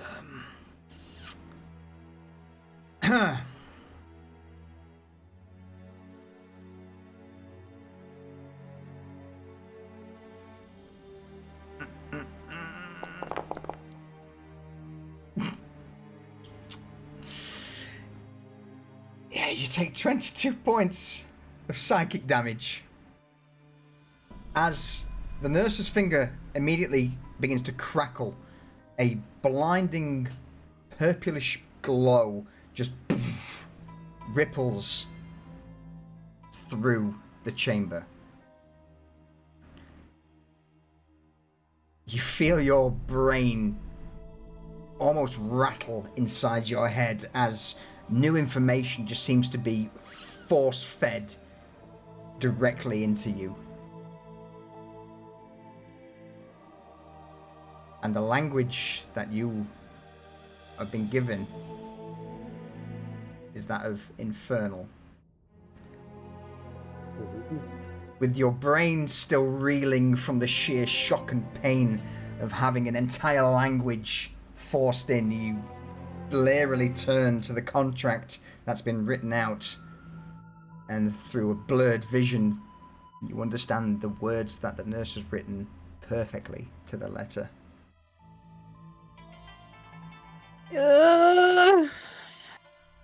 She just kind of moans a little bit. She looks at it and tries to read it.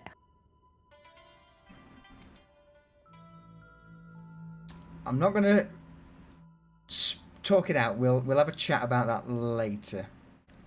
Okay. About exactly the pros and cons, but you now understand the language. You still don't exactly know that the language itself is Infernal, but you can read what is on the page. That is good to know.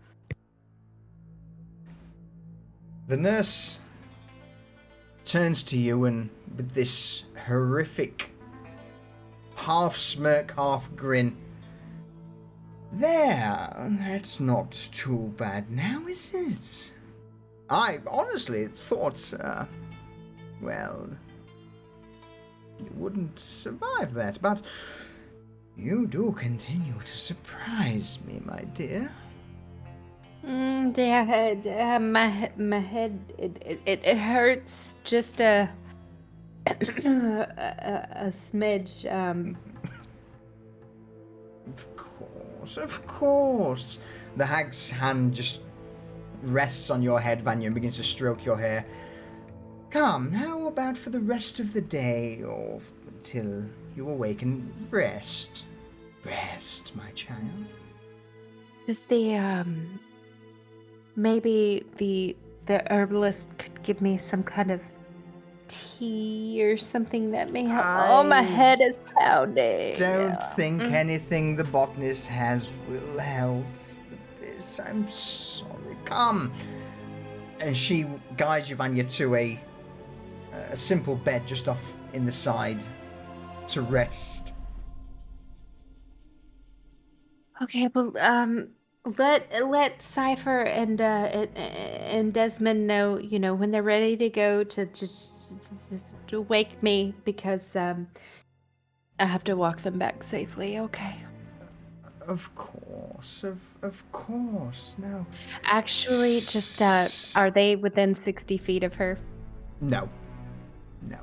Oh. And not only that, I'm ever so sorry, Vanya, but Am I dead? you are how much HP do you have? How much do I have left over? I have 16 left over. You are put to sleep. Okay. As the nurse just begins to weave her hand, and you just immediately feel your eyes become heavy as you fall asleep.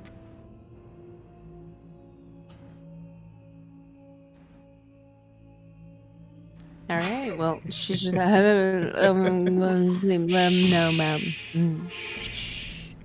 Rest, my dear. I'm so sleepy. Vanya, it will take you I will give you a short rest for that, on top of, because you will be out of action for the next 8 hours. I like it. Desmond and Cypher, is there anything you wish to do as this is going on?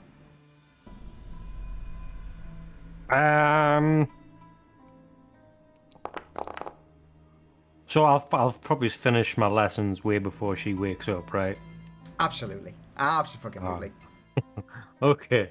So at the bottom, I'm gonna start helping Desmond look for stuff, fun stuff, because I noticed he was looking at stuff. Now we're looking at stuff. In that case, then, with you two going through and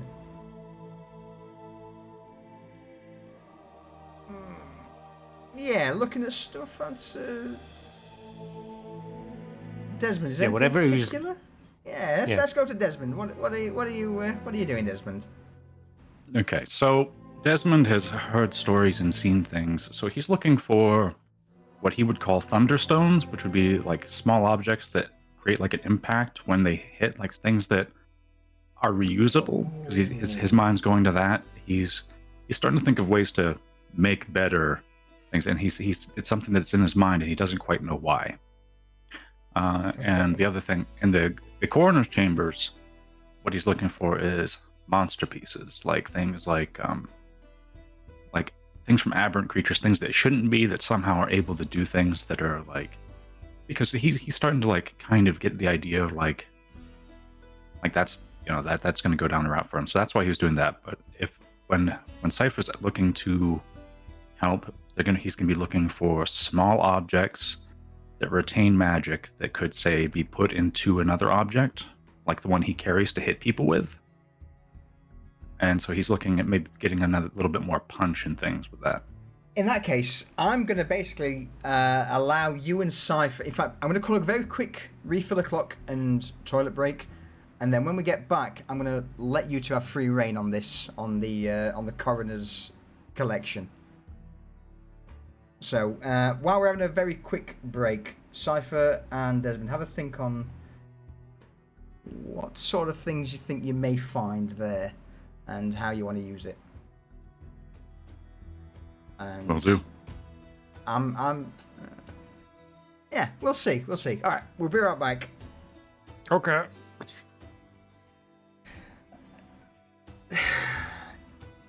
Remind me that I'm probably going to regret this. Oh, you're 100% going to regret Absolutely. All right, I'll be right back. All right. Okay. Yeah, I've been doing some brainstorming on this because he's starting to turn his mind towards, well, everybody else has these nifty things and stuff. It needs to be more useful. So he's looking at ways to make things more effective without having a whole lot more resources. this. I mean, I like it. I very much like it. Yeah. So like there, for some reason, he's thinking about these like basically rocks that when thrown do like thunder damage, and he's thinking about putting those inside of his rattle and seeing if it works or if it destroys the rattle or what. Which should hopefully not be the outcome, but that's where his mind's turning. For science. Yeah, basically, yeah. Like the rattle's cool and all, but it has a lot of space inside it. The clacker is broken. Like he's looking at fixing that, and if he can fix it, open up the part where the clacker's secured, and then put something else in there instead. Oh, okay. So yeah, he's thinking about filling it with things that would emanate thunder damage outward upon impact. So do you tell Cypher that's what you want to do with you? Oh yes. Well, in the way what I want to do is I want to find things that emanate energy when struck or when thrown, and put them in this. And then if I swing it around and hit something, it would do the same thing. That's what I'm trying to do. Because when we were fighting the vermin the other day, it occurred to me that it didn't have as much impact as would be useful. So I'm just looking at things to do. Back. Welcome back. Welcome back. Okay.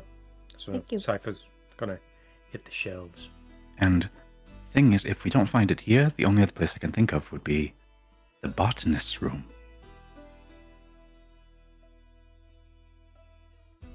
Okay. When Solution's back, we'll see what we can find them. I both hate and love this. Yes, it's good. Cypher, roll me a quick insight check.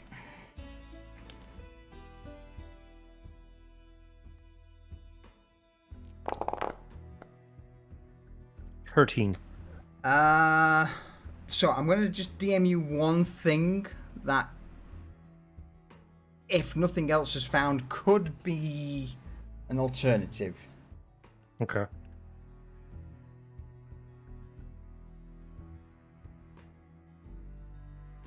Okay.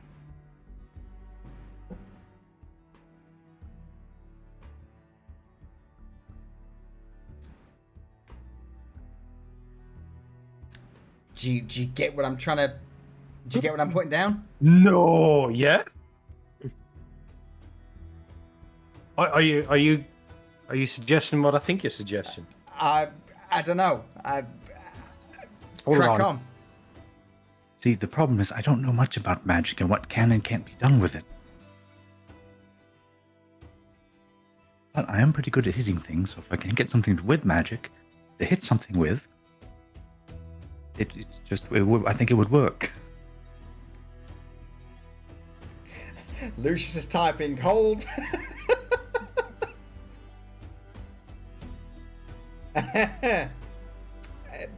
That's one way of doing it, yes.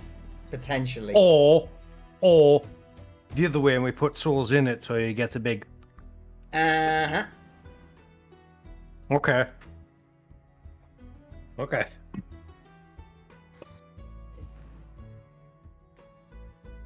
Roger Dodger.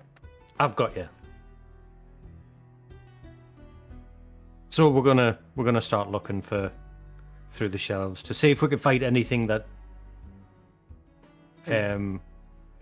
matches what Desmond wants. In that case then, Desmond, can you roll me an investigation check with advantage, since both of you are currently perusing through the shelves. All right. You would both notice that the coroner he doesn't seem to care. His attention is solely on the book in front of him. Still a very poor investigation. It makes sense. The vast majority of the coroner's collection is mostly preserved remains of various creatures and organic matter. Cypher, you do come across the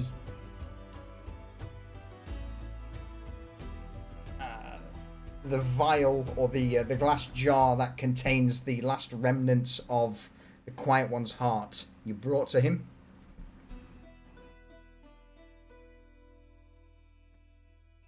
Oh. So you pointed out to Desmond. That's a heart of a Quiet One there. All right then. Yeah, they hold on, there's a book around here somewhere, and he rummages through some tomes, and he goes, yeah. So Quiet Ones have an aura of silence.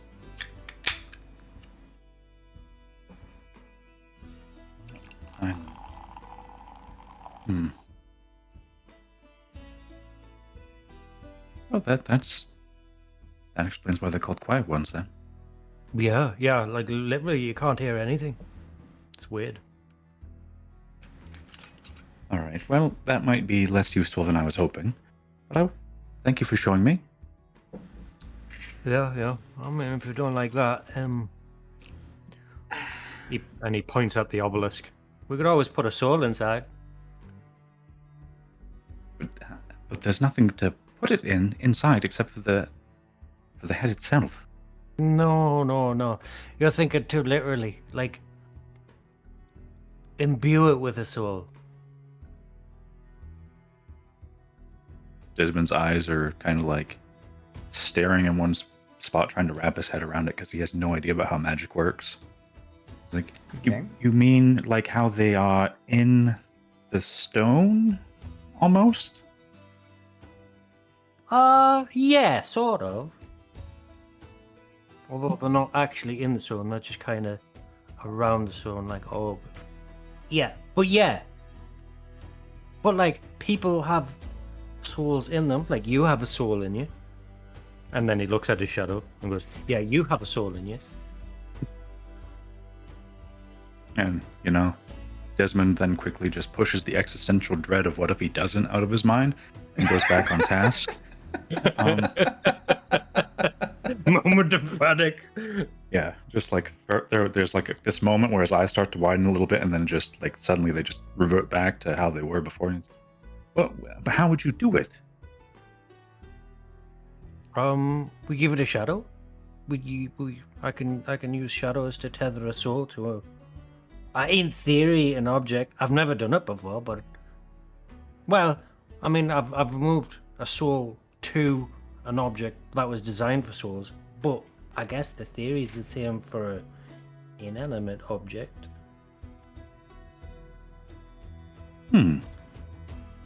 Also, Desmond, just check your DMs when you get a moment.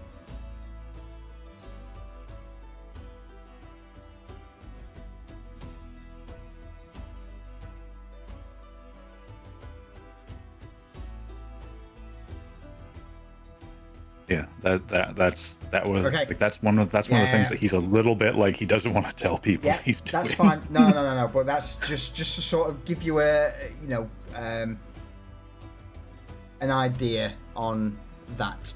But do continue.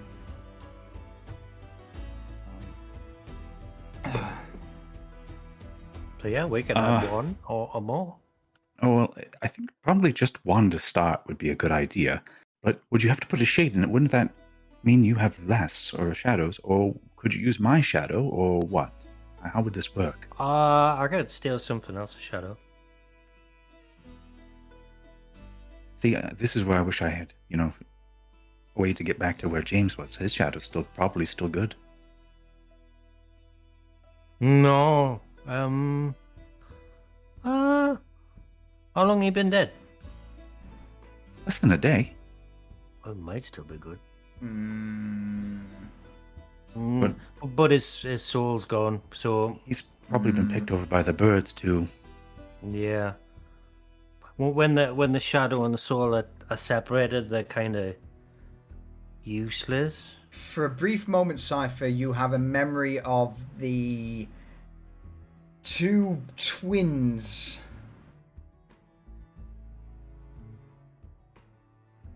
The that you giants, fought. yeah. Yes. Yeah, the ogre things, yeah. Yes.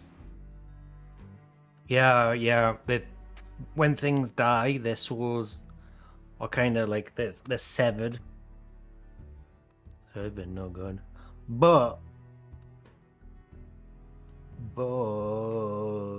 Coroner has some specimens in a cages downstairs. Well, we could go and take a look then, and this is worth a shot.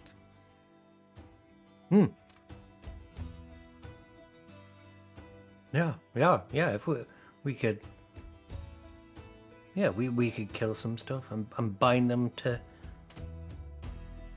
their essence to that, and you could make it a. I don't know. What do you do with a rattle? Well, this one you just hit. I just hit things with it. It's well suited to that.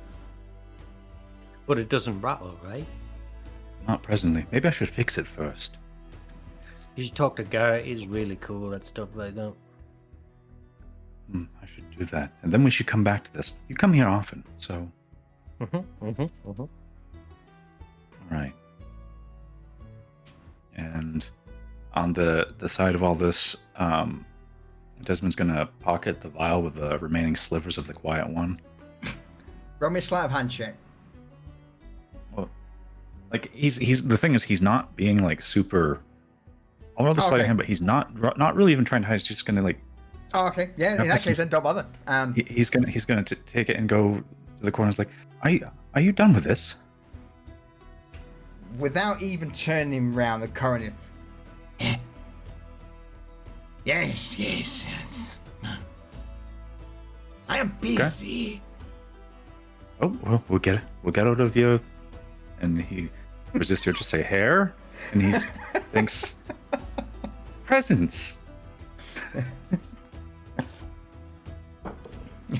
Yeah, Corin doesn't even turn around. He's just, you get a dismissive wave of the hand over his shoulder towards you as he's currently reading through this ancient tome in front of him. You see, Cypher, when you've been around long enough, things matter very little to you most times. Really? I haven't been around long. How long have you been around? Very long time. I don't have an exact. It's been a very long time, though. I feel like I'm getting there almost. I think I'm going to grow up soon. Yeah. That'd be cool. And like speaking to Cypher on the way out of the room. Is Cypher in pace with Desmond as they go? Yeah. So what Desmond is going to do is he's going to take that file, and he just straight up down the hatches it right into his just basically just whatever the contents, just pours it right down into his throat.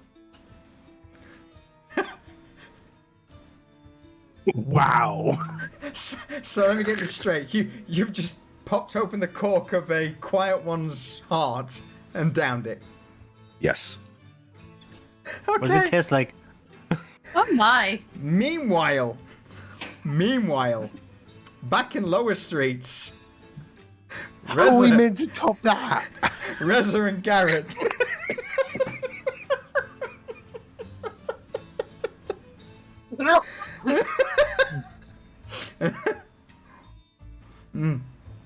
Reza and Garrett. You've departed the Baron's Folly at this point, and you're making your way through Lower Streets towards Market Row. So go on. I was going to do something else while still at the Baron's Folly, but that's fine. Okay, yeah, that's fine. Yeah, go for it. In that case, then, quick rewind back to the Baron's Folly. Reza, over to you.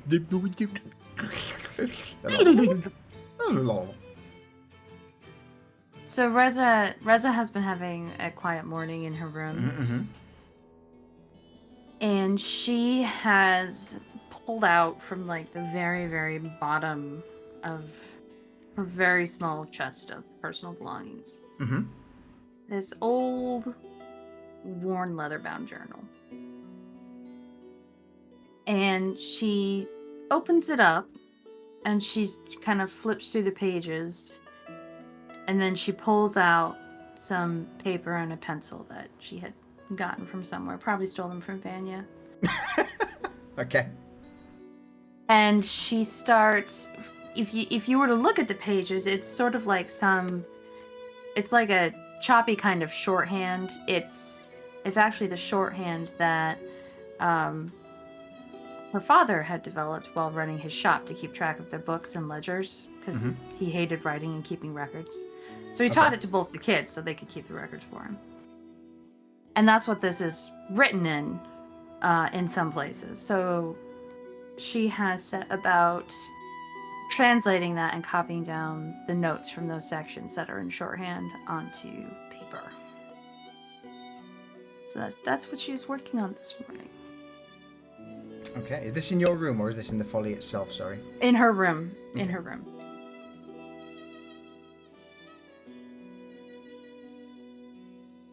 I would say it's probably about that point where, Garrett, I would imagine you knock on Reza's door, or at least let her know that it's about time to depart. Garrett been sitting at his desk for most of the evening because he doesn't sleep a lot. And on the plans that he's been working from, he's been doodling on top. And there's a picture of a elven woman's face surrounded by thorns. And for once, completely out of habit, he just leaves it on his desk as he leaves the room.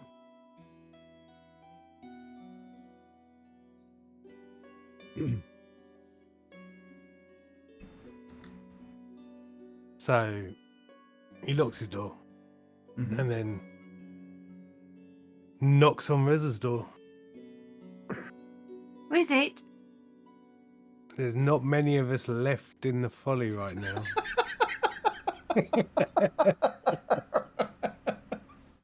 Habits. So you hear like the clanking and the sliding as like a bajillion different locks get like clicked open, levers pulled. God, you were all Reza... so fucking antisocial. I love it. And Reza puts her things away in her trunk again and slips out the door and locks all the other locks behind her. Ready? Your second lock from the bottom needs a bit of oil. I could hear it grinding as you locked it. She just looks at him like, what kind of oil would you recommend, Garrett? Oh my god. I'll get you some for my kit. Much appreciated. I suppose we better go and find the children. Mm-hmm. And drop that leather off to get something a little bit more robust for Cypher. Yes, it doesn't even matter if it's the wrong size, because Cypher will fit whatever we put him in. Mm-hmm. Exactly.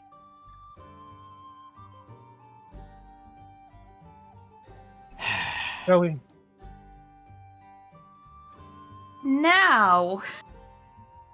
Yes. Where am I? Oh, what? Sorry. No, you crack on. I was gonna say, now you can segue us to Market Row. So, we'll fast forward. Garrett and Reza leaving the folly, heading into lower streets as they begin to approach Market Row. And let me guess, first stop is Garnak. How did you guess? I mean, And Reza looks at Garrett like, did you bring the leather? Of course I did. Okay, good. I was worried for a minute. I wanted that stinking leather out of my home. you would notice that there is a lack of footfall on the streets at this stage. And as you begin to approach Garnak's stand, again, just at the beginning of Market Row, he's actually, for a change, out of his tent, sat on a barrel, swinging his legs as he just stares at you as you approach.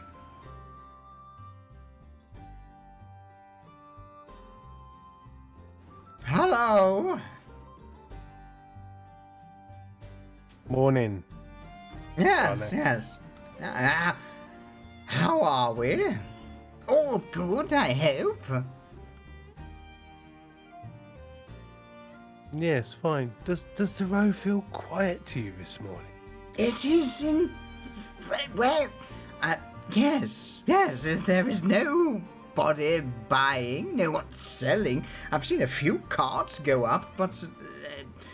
am I missing something? Is there something going on somewhere? It feels like the woods when there's a predator around. I wouldn't know. I've not left the city since I was born. I only know Market Row and... No, he's right. Have you heard any rumors lately? Anything going on? I mean, I don't tend to listen to the rabble. No, nothing that I'm aware of. No, I only care for... He points to the various barrels of chemicals to tan his leather.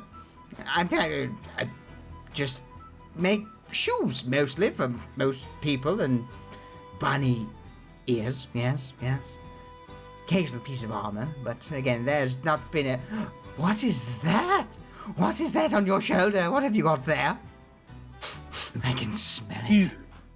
You wouldn't be interested in this. No, would you? that just looks rather... And I hand over the roll of leather.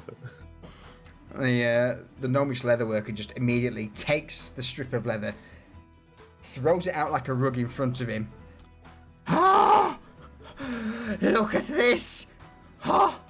Where did you buy this? Where did you get this from? This is... Oh! He just begins to rub his cheek against the high quality leather that you acquired from the Coinflow district, or Vanya acquired. One of our friends acquired it not long ago, actually. Oh god, it's so good quality! What do you want made? Do you want shoes? Yes, I can make you all beautiful boots with these. Tell me that you want boots. I was thinking more armor. Armor? Yes, I can do that. It's not a problem. Oh, yes. For the beautiful lady, yes, for you. He points towards Reza. In fact, actually, with your... I could fit either a boy or a girl. What? Sorry, what? So Reza has been kind of having her back to the stall in the conversation, like highly attuned to what is going on around them and ignoring the conversation. The armor that we require is for a young man. Young man? He came with us before. I know the little, scrappy-looking fellow, the thin, frail, yes. About my height. Quite thin. Oh, I would like your best work. Best He's work? very dear to me. 10 silver coins! That is my payment. 10 silver coins. If you make it your 8. best work. Just 8. bargain himself down. 8, you say? Hmm. 8 You make it and your- a few copper, maybe. If you make it your best work, I'll give you 10. Consider it done. It will be my finest piece of art. Oh, bear in mind, at this point, Garnak's just literally rubbing himself against this strip of leather. It's really, yes, 10 silver coins. Consider it done. It'll be beautiful. Protect I it, want your yeah? magnum opus on this. Oh, yes, of course. It will be beautiful. And does that Marvelous. include a protective enchantment? Yeah. Do you have anything that I could use? What do you mean that you could use? I can't just. Yeah, with enchantments and things, you need some sort of reagent, I don't know, parts of a creature, or, I need a catalyst of some sort. Reza takes out 3 more silver and puts it on his counter and says, "Buy some." I can't buy things for 3 silver. Not something. It has to be something unique, different, dangerous. 3 silver will get me a fucking hog. Maybe a few birds. Oh, no, that wouldn't work. Do you know of anything? Not. If you want to Rumours? spend. Creatures? I mean, there's there's loads of unpleasant things crawling from the stillborn forest in the south, but apart from that, I mean, deep in the forest, but apart from that, no, not.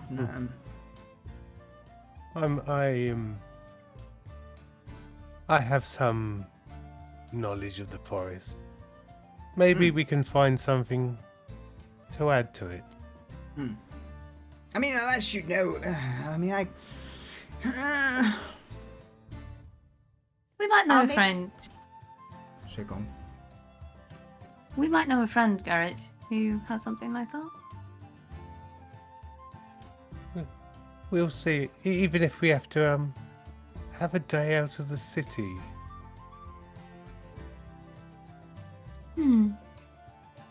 Reza picks up her 3 silver. We'll see what You we could can leave do. that as a tip for good work. No, okay, never mind. I haven't seen your work yet. Not at this Excuse scale. me, excuse me. You've seen the bunny ears. They are the. Fine, I'll take the 10 silver for the armor. Now, can you decorate the armor with a certain style? Depends on what style are you wanting. Garrett pulls out a piece of parchment Mm-hmm. with the sketch, one of the sketches he did overnight. And it's a ring of blackthorn that I would like going over the shoulders, around the neck, It will and add around the back. an extra day to the order, but I'm certain I can do that. Make it so. In that case, then, bear in mind, he's still like hugging this leather as if it was a lost relative that he's not seen in 30 years. Okay, I will see it done. He waves you off and turns back to the small ramshackle tents behind him, where the vast majority of his leatherworking tools are kept.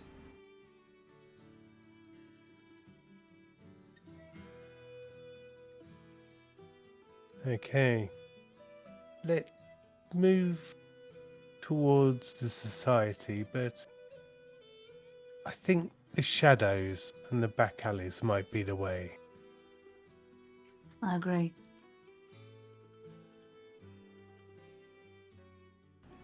Something's not right, and I don't like it. I will ask that one of you roll me an investigation check with advantage, since you will both be... In fact, no, let's go for perception. A perception check with advantage, but... again, both of you are hyper aware that things aren't right. So who wants to be the roller? Might be better for you to roll that, I'm just saying. I don't have any bonus to perception, but okay. I've got +1, that's it. Do you want me to do it, or do you want to do it? Yeah, you do it, you crack on. Okay. We said you before I said them. All right. Advantage. Yes. You say? Yes. Perception with advantage. I'll take it. 17 Yeah, okay, is whew. certainly enough.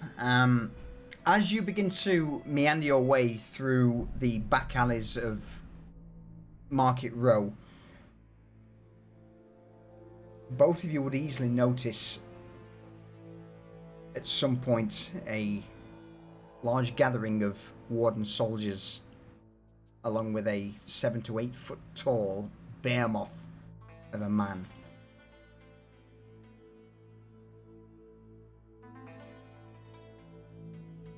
We know what that is.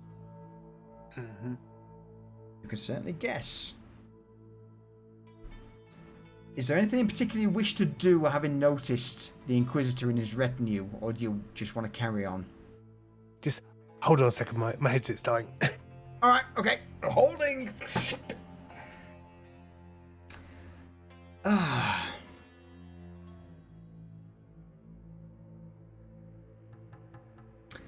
Very quickly, I didn't really get a full chance to say, but Solich, thank you very much for the follow. I appreciate it. Back. Welcome back. Welcome back. Okay, I think. Go on. I think Reza would glance at Garrett and nod in the direction they were going, and give him like a questioning look. I will say that due to the fact that both of you are proficient in stealth, they wouldn't notice you if you wanted to investigate. Reza will follow Garrett's lead. Okay. Garrett's gonna take his hand and just point from his eyes to the monster of a man. And just give a little look from afar to see if we can sort of divine what they're doing right now. Yeah, Reza nods. Roll me an investigation check, please, Garrett. Investigation. 21. With Market Road being pretty quiet, you can plainly see that they are on a straight march down the central road of Market Road that will follow into lower streets, and should they carry on, it'll probably end up towards the Piker district. Is there anything in particular you wish to ask me? Yes, I have a question. Go for it. Do you have to go through Market Row and lower streets to get to the Piker district, the way the city is set up? The moment, yes. To follow the main road basically leads from... there is a central road that goes from Poulter into Market Row, through lower streets, into Piker. Okay, so it's not like they deliberately picked this path for a reason when they could have gotten to Piker a more efficient way. If they'd have come from the Coinflow district, they could have gone straight through to the Piker district. But you get the impression they've come from the Poulter district and are following the main trade route, or the main road through Polter to Market Road to Lower Streets to Piker. Okay. And it'd be more intimidating them using the main thoroughfare to move through the Correct. city, and just a show of force and power. Yeah. Yeah. Can we see if they're like interrogating people, or if everyone's just disappeared and scattered like The it's a ghost town? vast majority of people have scattered. Yes. Yeah. The occasional peddler who is still attempting to trade on the street immediately downcast their gaze to the ground as the wardens and the Inquisitor pass through, and they don't seem to be too interested in asking questions. You get the impression they're on a mission to, again, wherever they're going. They're moving from point A to point B to point Correct. C. Yes. Okay.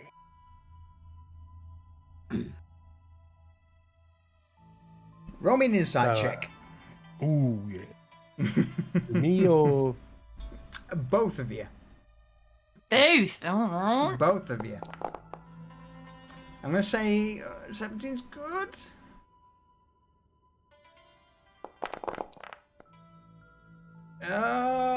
Garrett, I'm going to DM you something very quickly.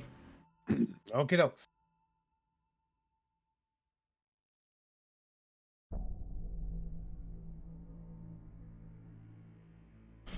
That's all I'm going to say.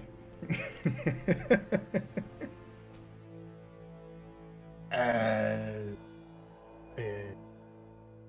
Does that make sense? Because if not, Yeah. it's on you to decide for that.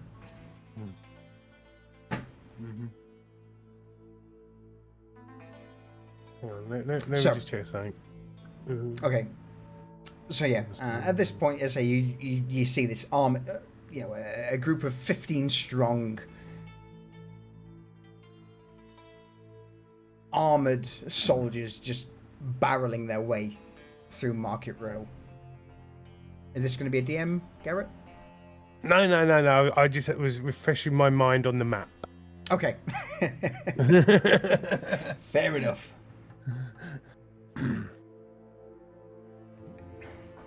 If this is anything to do with us,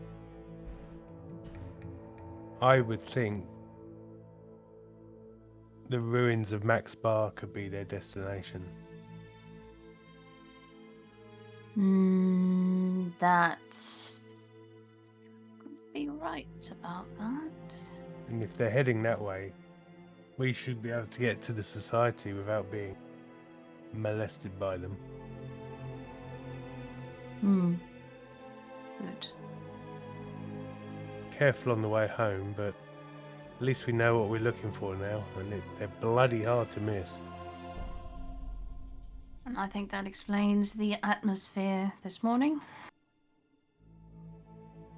Yeah, I think we've just met our Inquisitor. Happy day.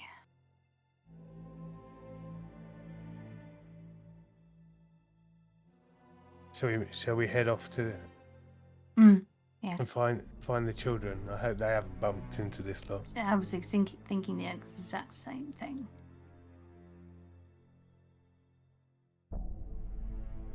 But we continue on our stealthy, don't pay attention to us way. Okay. Absolutely. To, We're not going to take the obvious route down the road, because last we was one of them turning their head and seeing us skipping down the road. We'll keep to the shadows. Yeah. Keep to the alleys. what do we do in the shadows? Alright, so it takes a little bit longer, but eventually you do make your way through the back alleys of Market Row into the vicinity of the society. It's be right there where... Okay. In fact, let me hide those, because they are currently busy. That's all right. I want to see the botanist. As you approach the central door, You knock, and for a brief moment, Garrett, you feel a familiar feeling, as if someone was scrying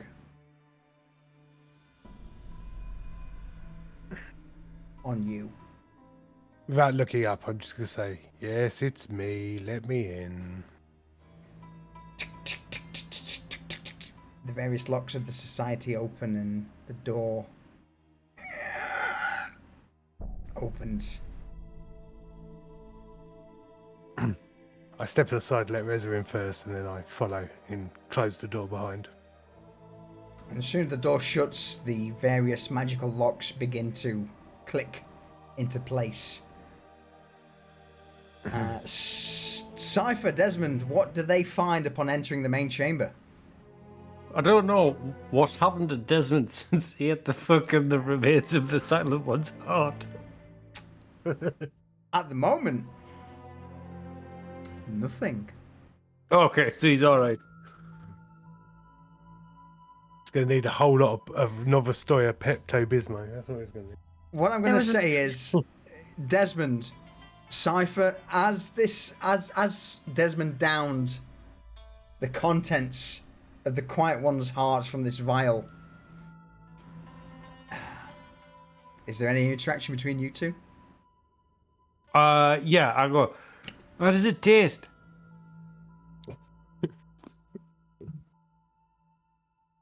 Not much like rats or spiders. Bit meatier, like. Not seasoned like any of Francis's stew, that's for sure. Well, I can still hear you, so you haven't gone quiet on me. No. Well, I'm not sure if this will even work or if it'll do anything, so it's just... The thing is, I don't know much. So to find out, I'm going to have to experiment. So next time we fight something magic, you want to eat it? It depends. It's just... The thing is, when it comes to things that should not be, things that work and can do things that don't make any sense, I think that's what I'm interested in. Because if I work and I shouldn't, I'm something like that, so it's more to see, it's more like testing things. Okay. You're not going to eat me, right? No.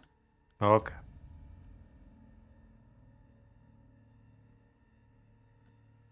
Definitely not.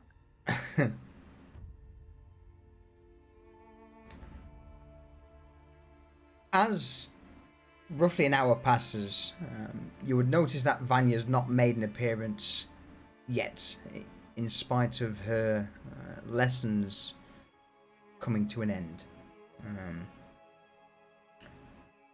And eventually, Garrett and Reza make their appearance, stepping into the central chamber of the society.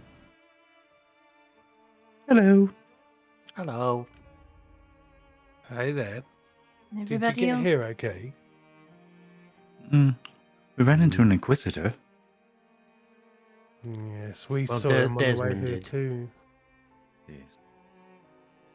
Well, I think his name was Lord Goldfunkel or something like that. Oh my god. Oh. Did you speak to him? I did briefly. He spotted us crossing the road, and I thought it best if he not see the other two there. He said that he was looking for something in the... He asked about if I knew anything about something that happened, a scuffle in the Piker district. And we were in the north end of Market Row at the time. So I think that I don't know why they were still there, or they're asking questions there. And what did you say? I told him I didn't know anything.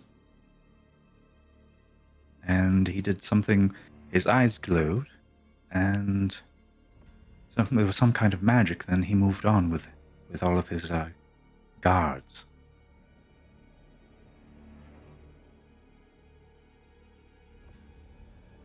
Seems, Desmond, once again, I'm in your debt.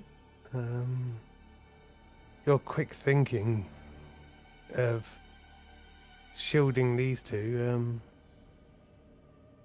probably saved their lives. I'm not so worried about Cypher, but I think Miss Vanya would have probably ended up talking about all kinds of things. I was just going to say, can you imagine Vanya talking to an Inquisitor?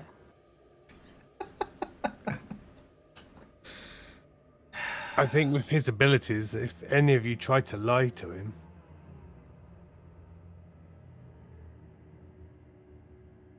He did do some magic that it was like he could see into what I was thinking and know if I was lying.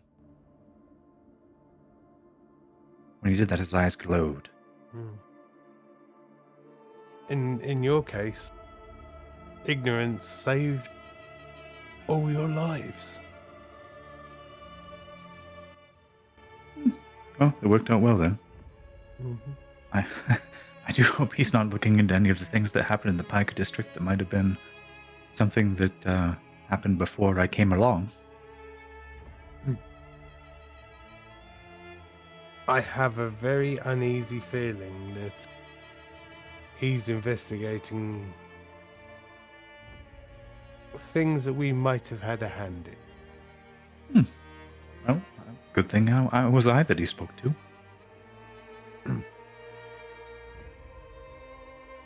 And Garrett puts his hand on Desmond's shoulder just for a second as a warm gesture. Very out of character. Cypher pulls it up. Oh, fierce.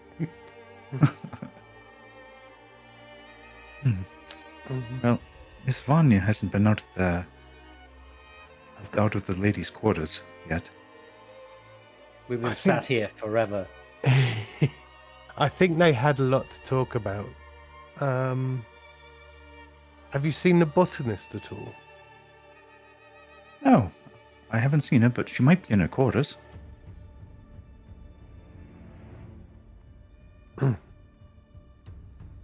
Would you go and see for me, please? Sure. Right away. And Desmond will you. go towards where the botanist is. Not sure why Okay. he should go rather than Garrett, but he's going to do it because he Because Desmond knows where her quarters is and Garrett doesn't. Oh, well, Desmond's going to go look for her. All right. That's literally why I asked you, because I've never been there. Yeah. So basically, the central chamber of the society has a multitude of doors.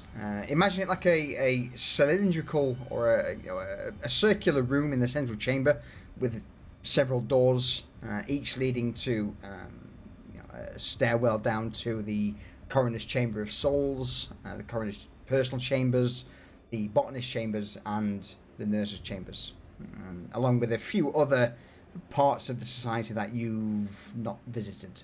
But again, Desmond, with you being more than familiar with the society, you head towards the botanist's door, push open, step inside, and enter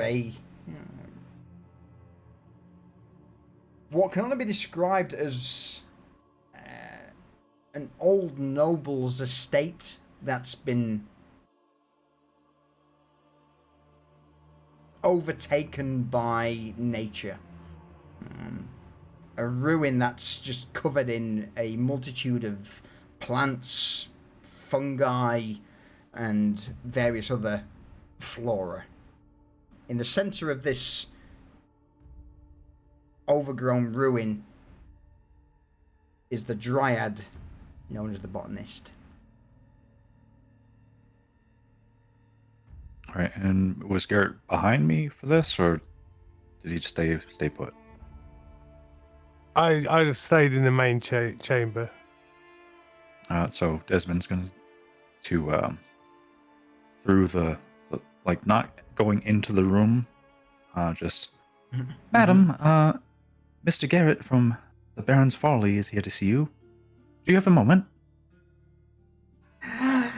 It has been so long since I saw you, young Desmond. Yes, I indeed have a moment. I'll fetch him right away. If you could And bring him, yes, that would be most appreciated. All right. Well, so Desmond is going to turn and stomp his way back up. Garrett, Mr. Garrett, she is in. Thank you, Desmond. I wasn't sure which room was hers, and I thought you might know the way. I've probably forgotten more about this place than I'll ever remember. Your knowledge far exceeds mine here, luckily. Okay, so Desmond will step aside to make way so Garrett can go down and have a bit of privacy. Oh, bitch, please, you're coming in as well. All right, in that case, he'll go or lead the way so Garrett doesn't take a wrong turn or anything on the way. As you both step into the botanist's chambers, almost like a leafy tree spider, the various branches that protrude from her back maneuver her towards Garrett and Desmond, and she eventually drops to the stonework below. Ah, yes. She bows her head towards Garrett. Garrett returns a bow and in perfect Sylvan says, "Greetings, sister of the trees." Before switching back to common, he doesn't want to talk a different language in front of Desmond because that would. That'd be rude. Mm-hmm.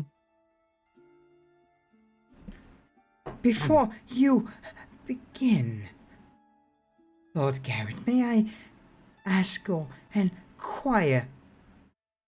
I trust Desmond has been looked after and has proven himself useful to you. For the second time today, Garrett puts a hand on Desmond's shoulder and gives it a squeeze. Noticing that his hand doesn't move when he tries to squeeze, but it's the thought that counts.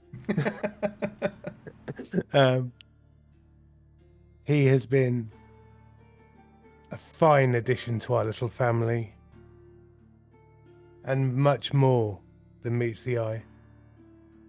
Yes, he is. You are different, but I am pleased, happy, elated that he is valued. And Desmond, how is your newfound freedom? It's been quite a bit of a good time. I've been to the Coinflow district and met some people and done things. And he's gets a little bit of an expression there, like he's trying to evade saying outright that he's, brained someone, made some coin, and so far I like it very much. The Dryad slowly nods. A happy expression crosses her face as she turns back to Garrett.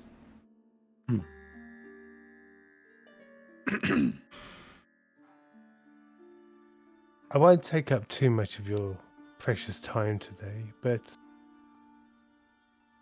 you once gave me the gift that secured our home, and I thought you would very much enjoy to see the fruits of our labour. And Garrett slides out of his sleeve an enormous blackthorn spike that's come off the gigantic root. It's basically the length of his forearm, and it looks wicked sharp. That if you were to stab someone with it, it would just tear them open. The Then he botanist, reverses it so the point's facing him and hands it to the botanist. several branches immediately sprout from the back of the botanist and just wrap around this blackthorn offered and draw it towards her in front of her face, and she just begins to nod, a smile, a wide smile, almost a grin on her face. This is different, unusual. I'm glad you found a use. Yes, for one of my roots. This is...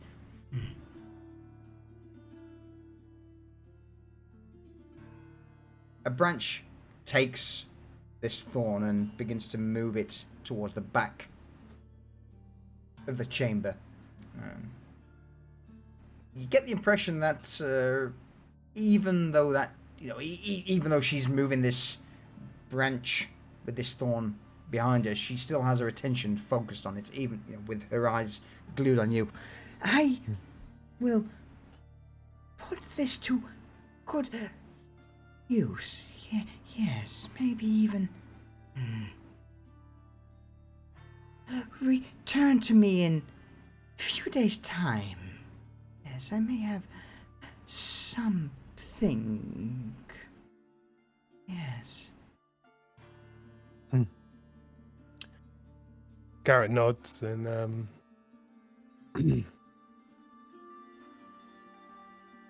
smiles. Anything either of you to wish from me?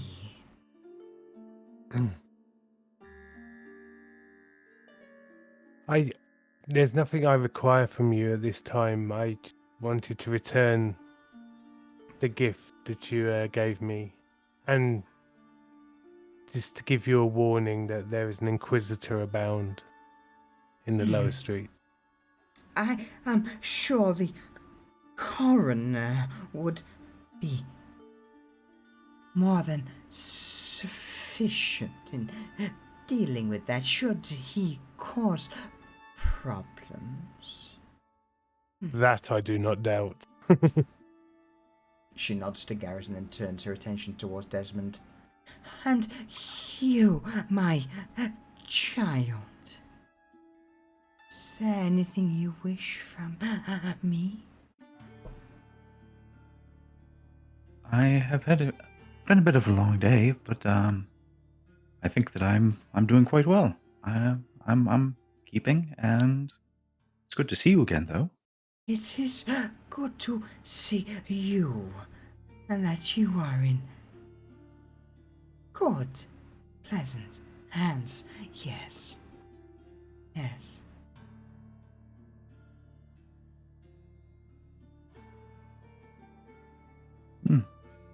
Just so.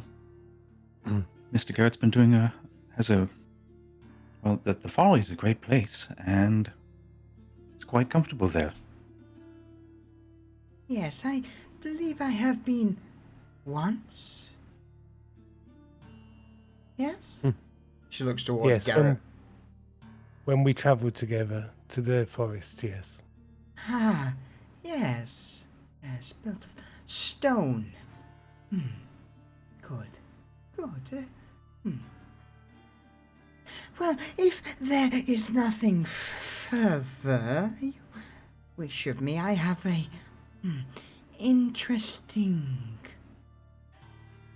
thing that I wish to look at. She turns her attention towards the thorn that was offered earlier. We'll make our farewell, and we'll see you in a few days. She doesn't even give you a wave or a nod. Immediately, as soon as you say that, the branches just twist her body, and she begins to glide towards where she planted the thorn. Come, Desmond, let's find Cypher and Vanya. Righto. And Desmond's going to pull the door shut gently as they go. Botanist doesn't notice. She's far too busy pruning over this thorn that was offered to her. And as you make your way back into the central chamber, there is only Reza and Cypher there. Still no sign of Vanya.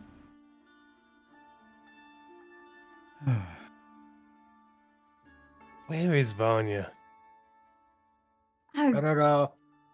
has nurse left the room at all since I went in there for lessons? Oh. I don't think so. Not since Cypher has been done with his. Hmm. I don't. The lady's room is a bit. She's a bit private about it, so.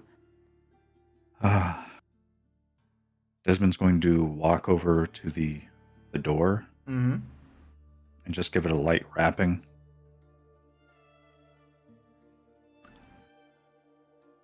A few moments pass and eventually the door cracks open.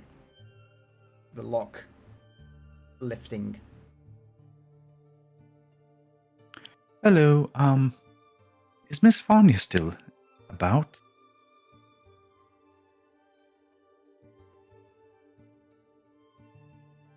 There is And, no response. Okay. The door's just left open.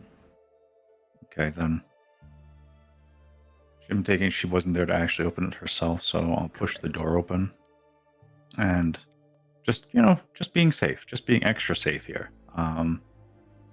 And, well, I'm thinking that we have to go in to find out. Okay. Several walk in.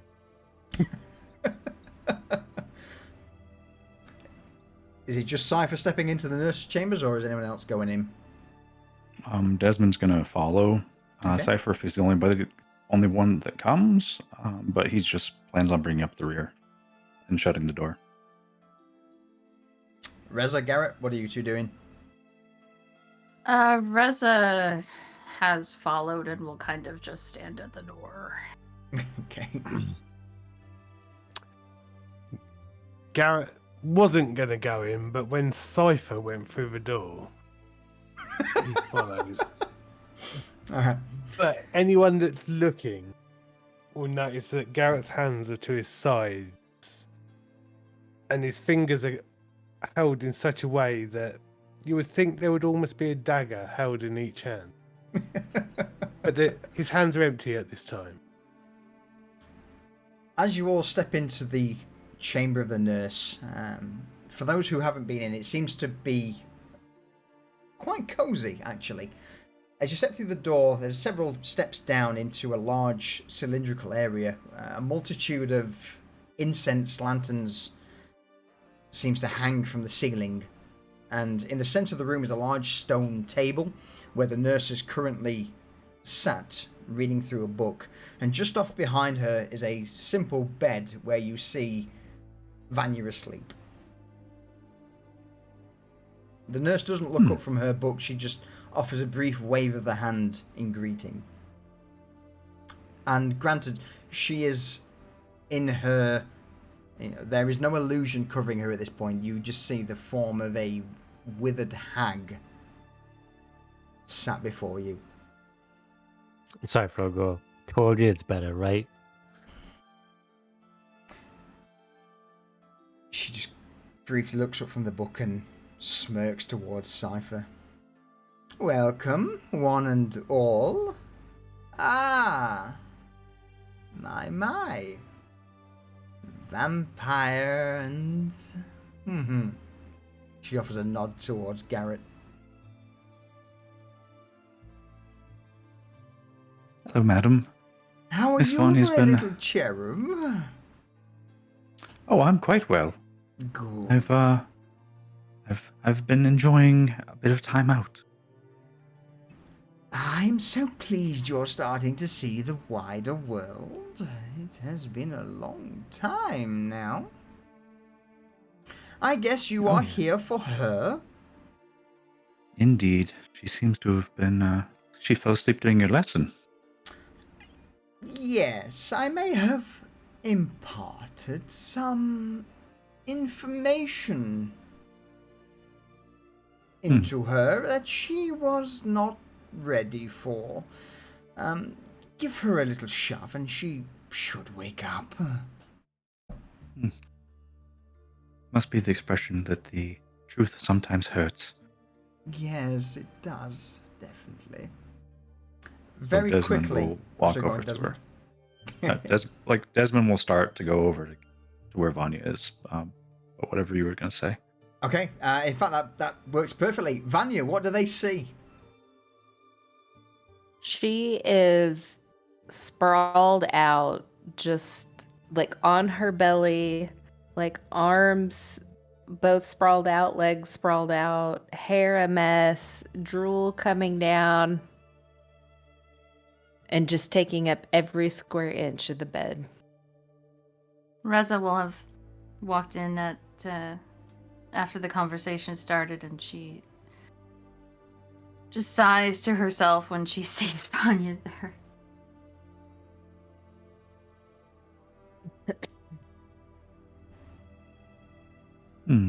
Well, can try to give her a little bit of a shake gently.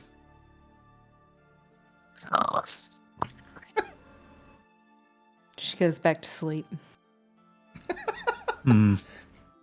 Well, seems like he's going to look back at Reza. Like, so, are you going to get her out of here or am I? I'll carry her. Nah, it's alright. I know how to wake her up. And he gets his finger and goes. Gives her a wet willy. Nice. And she starts doing the elbow like towards her. Cyber! Because he's done it before to wake her up. Cyber. What? Wasn't me. Smoke crawled in your ear. Now you do this every morning. That's a lie. Not every morning. Sometimes you wake up before me. So that doesn't happen. Where am I? And then it all kind of comes flooding back to her, and she like puts her head or her hand on her head.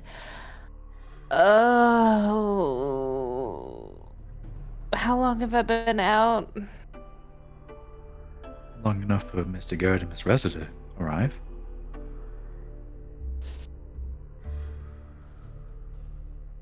Is my lesson over?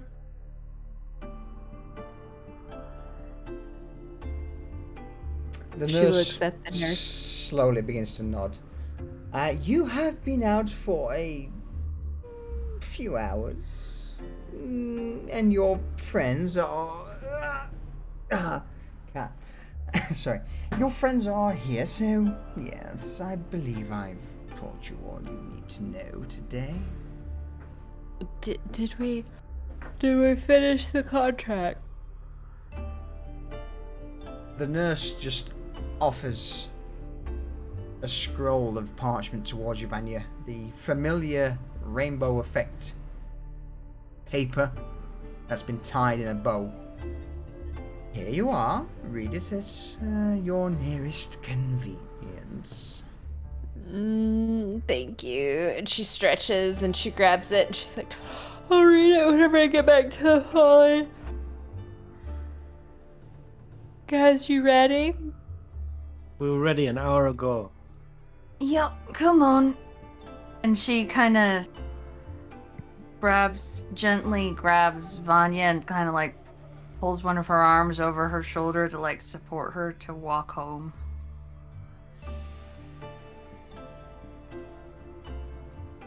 Thank you, Reza. I hope you're well rested, because tomorrow I think we ought to get out the city for a day.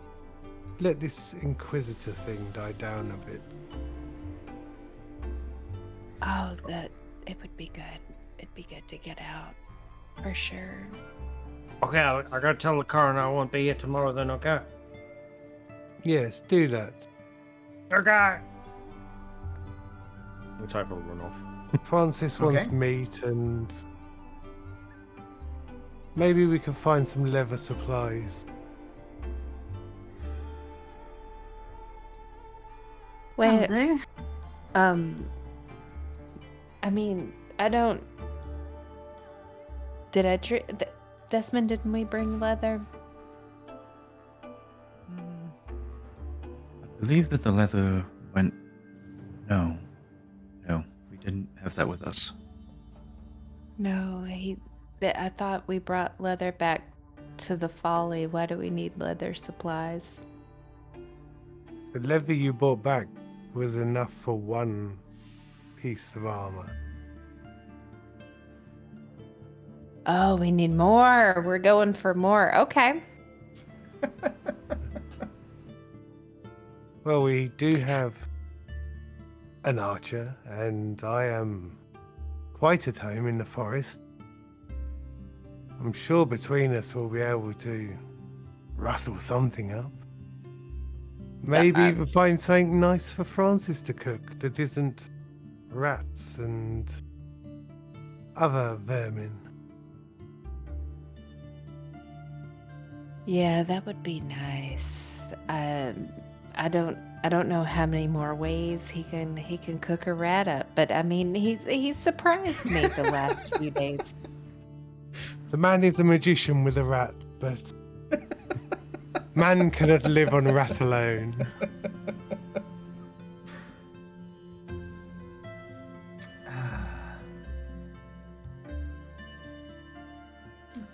All right. Is there anything further you wish to sort out with the society, or is it a case of heading back to the Folly? Real quick question. Mm-hmm. Like, Far away. do I need to read the scroll beforehand for me to put my signature on it because No. of I'm safe No. to do it here versus outside? No, you could do it anywhere. Okay.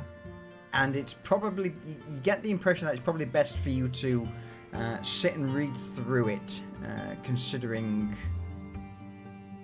you can now understand the language. And it was written by a fucking hag. Perfect. Yeah, I just didn't know, because like I was safe under, being at the society. Yes, no. The actual reading of it, you can do at any point, at any time. That's not a problem.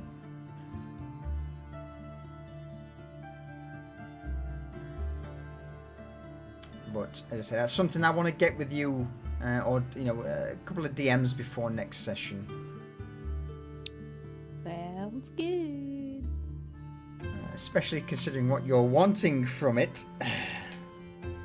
I'm wanting the world solution. Abso-fucking-lutely.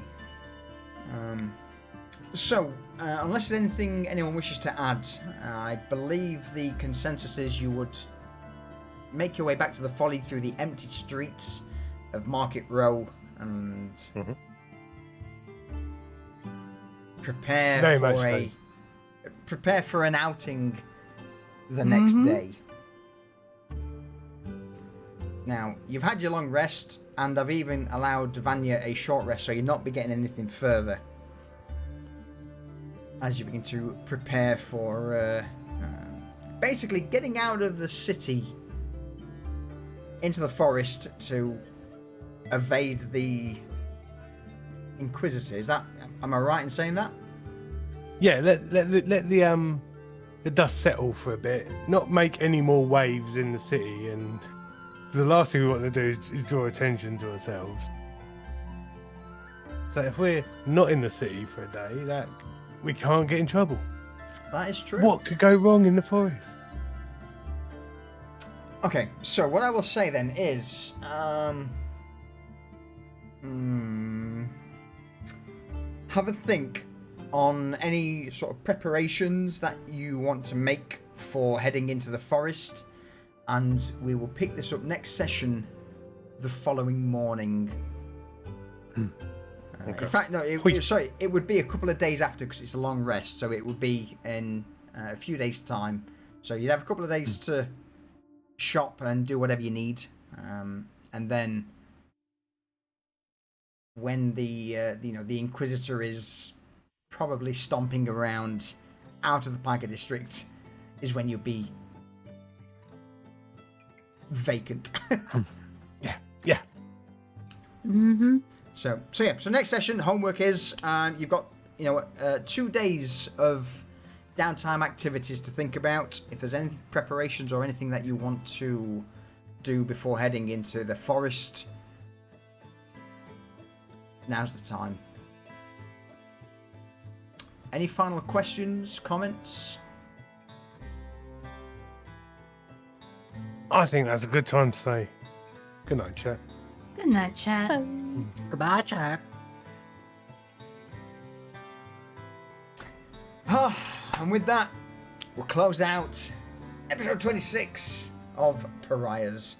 Thank you very much, everyone, for joining us. Thank you for all the support, as always. Thank you for the raid from Rattle Rabbit. I appreciate that. Soulich79, thank you for the follow. Steel and Deez, thank you both for the resubs. Yeah, that was a downtime session. But again, a lot happened, and I managed to slap jump with a fair amount of psychic damage. Next session, as they head into the forests, that'll be a good time. That will be a good time. But on that, what we will do is bring that down, and in its place add this. Boom. Alright, I'm going to head to the ending screen. We'll see if there's anyone online to raid. But again, everyone, thank you for the support. I hope you enjoyed today's episode, and we'll see you next Sunday for more Pariahs. That's all for now.